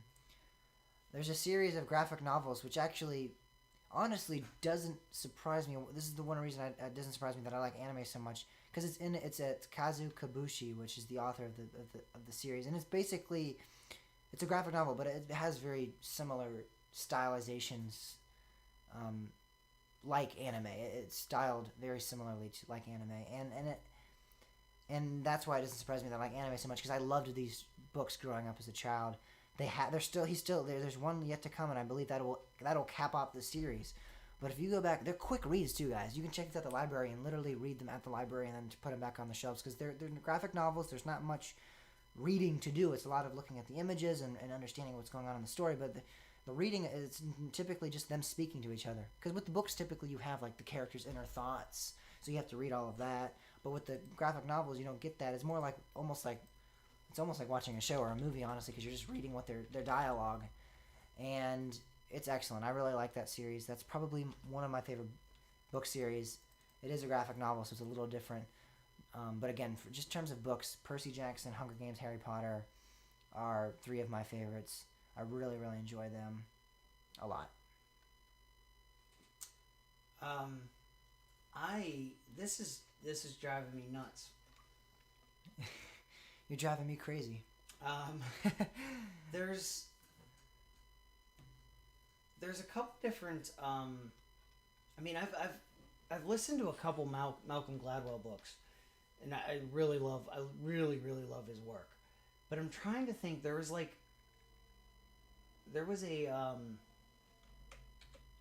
a book that he also does like a podcast on, and I'm trying to remember which one it was. I think there was even a documentary on it, but I think it might have been Outliers. All right. It was either Outliers or Blink. I mean, both are really good books.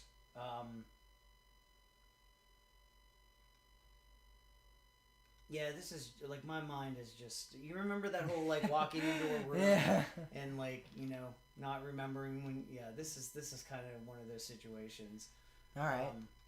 All right. Well, what do you call your grandparents? Because that's the next question we got. Grandma and Grandpap. Grandma and Grandpap. So for me, I never met my other grandpa, so I don't know what I would have called him. I would have probably just Grandpa, and then I call my grandma on that side Grandma, and then I call my other grandma on the other side of my family Grandma. But I called my grandpa on that side of the family. His nickname was Papa, so we called him Papa, and that's the only unique one we got. And I know a lot of people have like some weird grandparent names, but Well, actually, it's really funny with like what my niece and nephew call their grandparents, because so my mom wanted to be called Grandma. My brother-in-law's dad wanted to be called Papa. Those two kind of went together, but like it was like they had to split them. So like my mom is Grandma and Pappy, and my brother-in-law's parents is Grammy and Pap. So like Pappy and Grammy, you'd kind of think would go together, but they're the opposite, just because that's what they wanted. And then like my grandparents, like my mom's mom and dad, are still alive. So that's actually my niece and nephew's great grandparents that they call Pap Keppel, and then it's Grandma Sweet Pea. And the reason why is because it's bad. it's actually kind of cute. But the reason why is my grandmother when Piper was really little, my grandmother always called her Sweet Pea. And like you kind of have to know how my niece's brain works, but like that's just what stuck. When like my mom started by saying this is like Grandma, and Piper was always like Sweet Pea. She always just like from the time she started talking, she called my grandmother Sweet Pea. She would just Sweet Pea, and that's how she just became Grandma Sweet Pea. It's just kind of a funny thing. And Gotcha. That's kind of. I will say I don't call my grandma this because I think it's an awful name. Nor would I call her Grandma Sweet Pea if it was my grandma. But I like that story. My side of my family on my mom's side calls their grandma Meemaw, and I think that's absolutely one of the worst names ever. It just sounds so bad, and I don't call her that. I refuse to call her that. Apparently, when I was younger, my dad says he claims that I called her that, and I remember thinking back then that was an awful name. So if I did call her that, I'm sorry. I apologize. This is my public apology, right? My public statement of apology, because that is a terrible name, and hopefully, if anyone in my family is listening to this, please stop calling her that. It's so bad. I don't like that name at all. But yeah, Meemaw is not my cup of tea, and I just call her Grandma, and that's my name for her for always. I will never call her anything else. So yeah, I don't have too many weird grandma names or grandparent names. Is Bob married? Is the next question. Nope. Married to this podcast. Yeah. He's committed. I was engaged once. That didn't go well. So, yep, nope. I'm single. I'm as single as they come. Single? No, he's married, and he just basically earlier that was all a joke. He didn't actually want a woman. Yeah. We kind of did give that one away. Maybe it's that kind of relationship, though. Just kidding. You're open. Would you rather operate a park and have an infinite funds to do whatever you want with it, or have an endless season pass to every operating amusement park? I mean, if you have endless funds, like you could just build one of everything.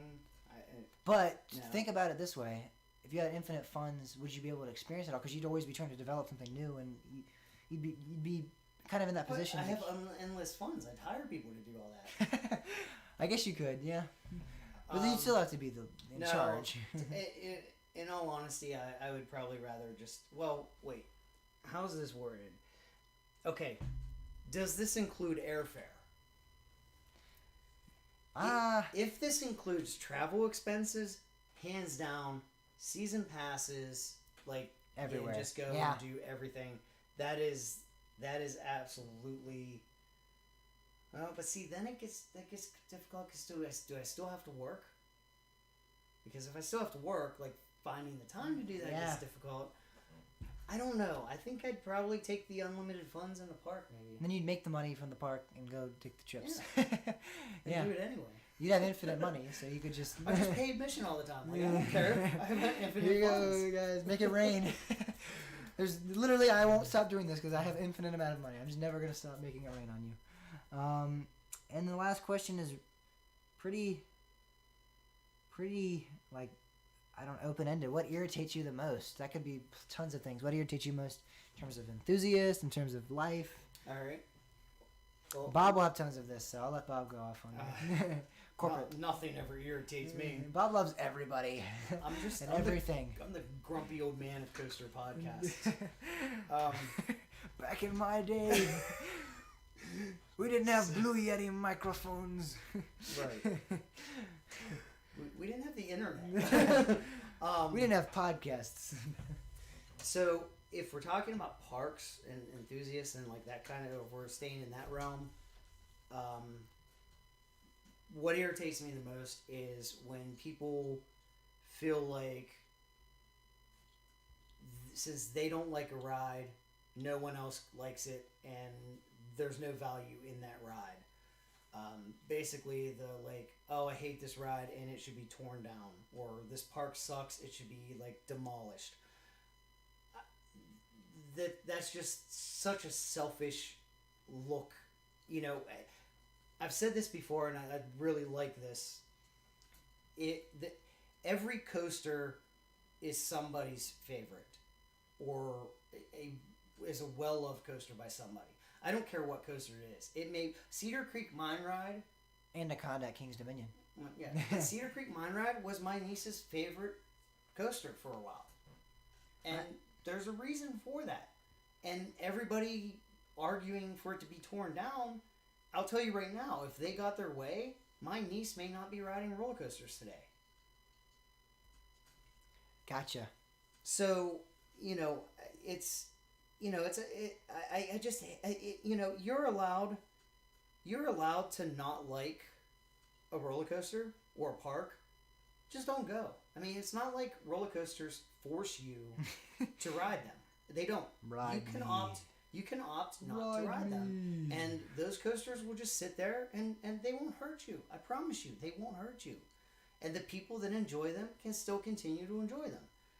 I understand that sometimes coasters reach a point where they do have to be torn down. And I'm not talking parks making excuses for why they need to be torn down. I'm talking about actually like, okay, this coaster really we really can't do much anymore. And I understand that, and that's excusable. But being torn down, like somebody who's an enthusiast saying, I really like roller coasters, but here's the roller coasters that I wish they would tear down. Yeah, I agree. And I definitely spoken to that before. So yeah, that just irritates me to no extent, and I won't tolerate it. I don't care if anybody else agrees with you. I don't care if you look to other people for validation. Like, you can find all the RMC fanboys you want for validation. I don't care. I'm going to tell you it's a horrible, horrible stance to take. It's selfish, and I'm going to move on. I don't need your validation. This is just the way I feel, and I feel very strongly. I mean, it's the same thing like when you got in trouble at school, and everyone else was doing it. Like, that doesn't just because other people do something or feel the same way doesn't mean it's right. Yeah. I mean, there's so many examples of that throughout history, throughout even modern times, that show that other people thinking something does not make it at all right. Right. So don't if that's your argument. If your argument's ever, well, they like it or they do it, and I'm guilty of it too. Yeah. We all are, but that's just not a good. If that's your initial response, why should this get RMC? Well, because we all think it, like, right there, end the argument. I think. And if you can provide me with like, oh well, it's not structurally sound or blah blah blah, which isn't never pretty much the case. But if you could literally provide me evidence, like in that aspect of it, like there's actual need for it to be RMC, other than other people thinking it's a bad ride. I'll tell you an example. At some point, Six Flags of America or Six Flags America is going to have to get rid of Batwing. I understand it. It bugs me. I don't want to see it go. I love that coaster. And I give Six Flags America so many props for keeping that ride around and keeping, like, just putting the maintenance into that and keeping that alive because it's such a rare thing. But that's also one of those rides that I get it. I understand that there's a point. Yeah, there's a breaking point. There's a point where, and I'm going to understand it. And parks need to take a stand. Like, here's another thing. Cedar Fair tells me that, oh, this ride is at the end of its life. Shut up. You don't have the history of good faith judgment on that. If Knoebels comes out and says, look, we have to get rid of this ride, we can't do anything. Knoebels has earned my trust. They have shown that they care about it. They're going to do what they can. And if they say, we can't really... We have to RMC Phoenix. It has to happen. Yeah, no. It has to happen. But if Knoebels would tell me, like, look, it's just not practical to do anything more with it, I get it. Okay, I understand. It's sad. I hate it. But that has to happen. So like that's the thing. If you're one of these people that's just like, oh, it's a Woody, let's RMC it. You don't have much credit in my eyes because you're not assessing.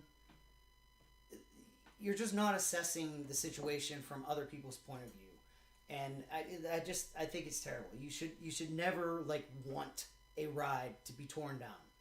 You can understand why it has to happen sometimes, but that should never be something you want to see happen because it doesn't. Or even if like you think it, and you're like, oh, this would be a good RMC. I mean, move on. Like it doesn't need to be like something that like is like a statement you have to make online, and it has to be like in everyone's face. Like if you think in your head, I'm not a really big fan of this ride. I would love it if they got RMC. That's fine. I think that's great. If it happens, go yay, woohoo! Like I'm happy. This is going to be a good RMC.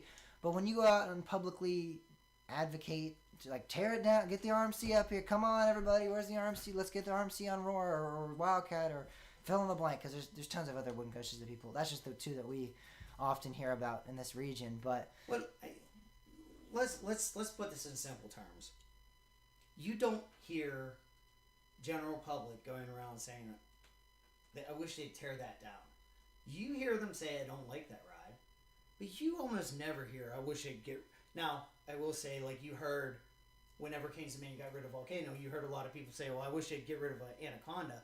That wasn't so much a get rid of it as it was like, you just got rid of Volcano, like you should have went about this differently. yeah. But you don't hear general public hating on coasters. No. You don't hear it. It's the enthusiast, and it's ridiculous. If you're enthusiastic about it, I mean, you give us a bad name. Don't hate on coasters, but I don't. But again, I just if you do have a feeling that you didn't like the ride and you want it to be RMC'd or you'd want it to be torn down, I don't really feel like wanting it to be torn down is necessarily a great feeling to have. But even if that is your inclination in your head, then keep it there. Just that's fine. Like, it's no one's saying you can't have that opinion. No one's saying you can't even share it publicly with your friends, or if people ask you about the ride. Sure, you can say I didn't like it. I would really, if it was torn down, I would not shed a tear. But when you go out and you go on like forums and onto social media and like publicly like state like, tear it down with the bloody like, bring it down now, dang it, like it's just that's where it becomes, I think, irritating, to answer the question. I just publicly advocating and making it a point to bring it up every time somebody says something about it is crazy, I think. Yeah. Yeah. There's a line, and it needs to be drawn. Just stop. Just stop it. Stop it. You're hurting me. All right. Well, we have officially gotten through all of this. Is easily going to be the longest episode we've ever done, I think. We've officially gotten through, and we still have. Oh my god. We still have the weekly poll to get through here. Really quickly, should Roar get the RMC treatment? Speaking about people advocating for roller coaster's demise, the results are in, and 43 people voted for yes, which is 80% of the poll, while 20% of the people voted no, and that's 11 people. So we got some responses as to why they thought either way. Somebody said yes. I don't say that often, but it's just a bad ride. He was saying that I don't admit it publicly like that a lot, because this is OK Coasters, the YouTube channel that we had on the podcast a while back. He said I don't say it a lot, but I don't think it's a good ride, kind of. Someone said it would elevate Six Flags America overall as a park. Somebody said it's a rough ride. There's no forces are being pulled throughout the layout. It would make a great RMC. And someone said wooden coasters are precious and they're getting very, very rare. Keep them. Yep.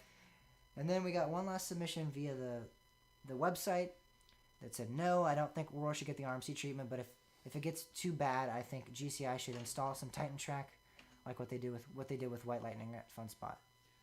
I mean, if I had to pick, I'd say Titan track, but I'd still rather just stay a wooden coaster and not go to that hybrid stuff. Yeah. I don't know. I mean, we've already talked everybody's ears off, and everybody knows what I think. And, There's no need. Let's just revise it. Like, one more time, Bob. No, ready? And go. I'm just gonna move on. Yep. You know how we felt, and that was a good transition into that, because that was a good question to actually end off on, because we just basically answered the weekly poll on how we felt with that as well. So the weekly poll for next week will be, what would you have done with Mystery Mine given the chance? So if you had the chance to alter it in whatever you think should have been done to it, would you have kept it the same track and layout? Would you have added new track but kept the same elements? Would you have added new elements and new track, or would you have stuck with Dollywood's recent changes? And if you opt for option C, which is adding new elements and new track, what new elements would you have implemented? And that'll be like the fill in the blank option as well. So if I had a chance, I'd take a chance on chance. Yeah. And we're going to make those shirts pretty soon. Those will be available, I guarantee it, very soon. I will make that a point in my free time to get those shirts on their way.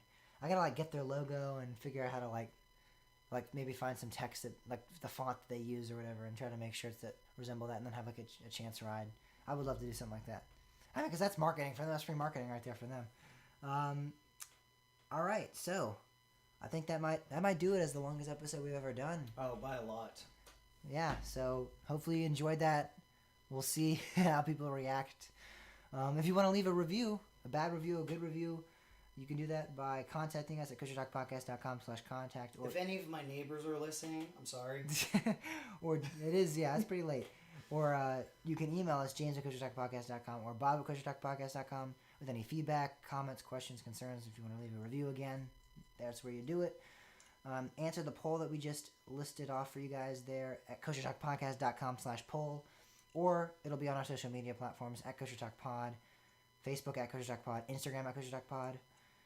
Subscribe to the YouTube channel where we have content I try to do it pretty frequently. It's gotten a little slow here because I'm producing a big video that'll be coming soon, and it takes a lot to do that video, but after that it'll be coming pretty soon again, pretty frequently, videos coming out. That is Kosher space talk space podcast, all 3 different words. And then you can also go to the shop, as we just said, with the chants. Merchandise will be there soon, koshertalkpodcast.com/shop. And that is about it for this week's episode. Thank you guys so much for listening. It was a long one. It was a good one. I enjoyed that. Next week, we're doing something, aren't we? Well, I mean, we're doing a show. Do stuff weekly. We're doing a show, but I thought we were doing something big that I've forgotten about. It's 1 o'clock in the morning, so I believe there was something that we were planning on doing. Is your computer gonna work next week? Like, there's always that. There was something. We're gonna do a weekly. We're gonna do it. I don't know. All right. See you next week then. Whatever it is, you'll find out next week. Tune in to find out if James knew what he was talking about. Cliffhanger here. All right. See you guys. I thought there was something we were doing. I don't know. I thought I said something, but Oh, I hope we I'm kind of nervous. Like, I hope we didn't keep anybody up. Like, usually I get loud, but it's not like as we were I'm thinking, this is constant. It's because usually what's going through the wall is half the conversation. So while you're talking, there's some silence. This was just constant. That old lady's gonna come out and be like, "You mother." You are the only viewer left, Cam. We had 36 total viewers throughout the stream. I don't know if I think that's. Cam's the man. But you are the man left standing. Yep. All right. We'll see you guys next week. I gotta go. Yeah. We'll see you, Cam, next week. Bye.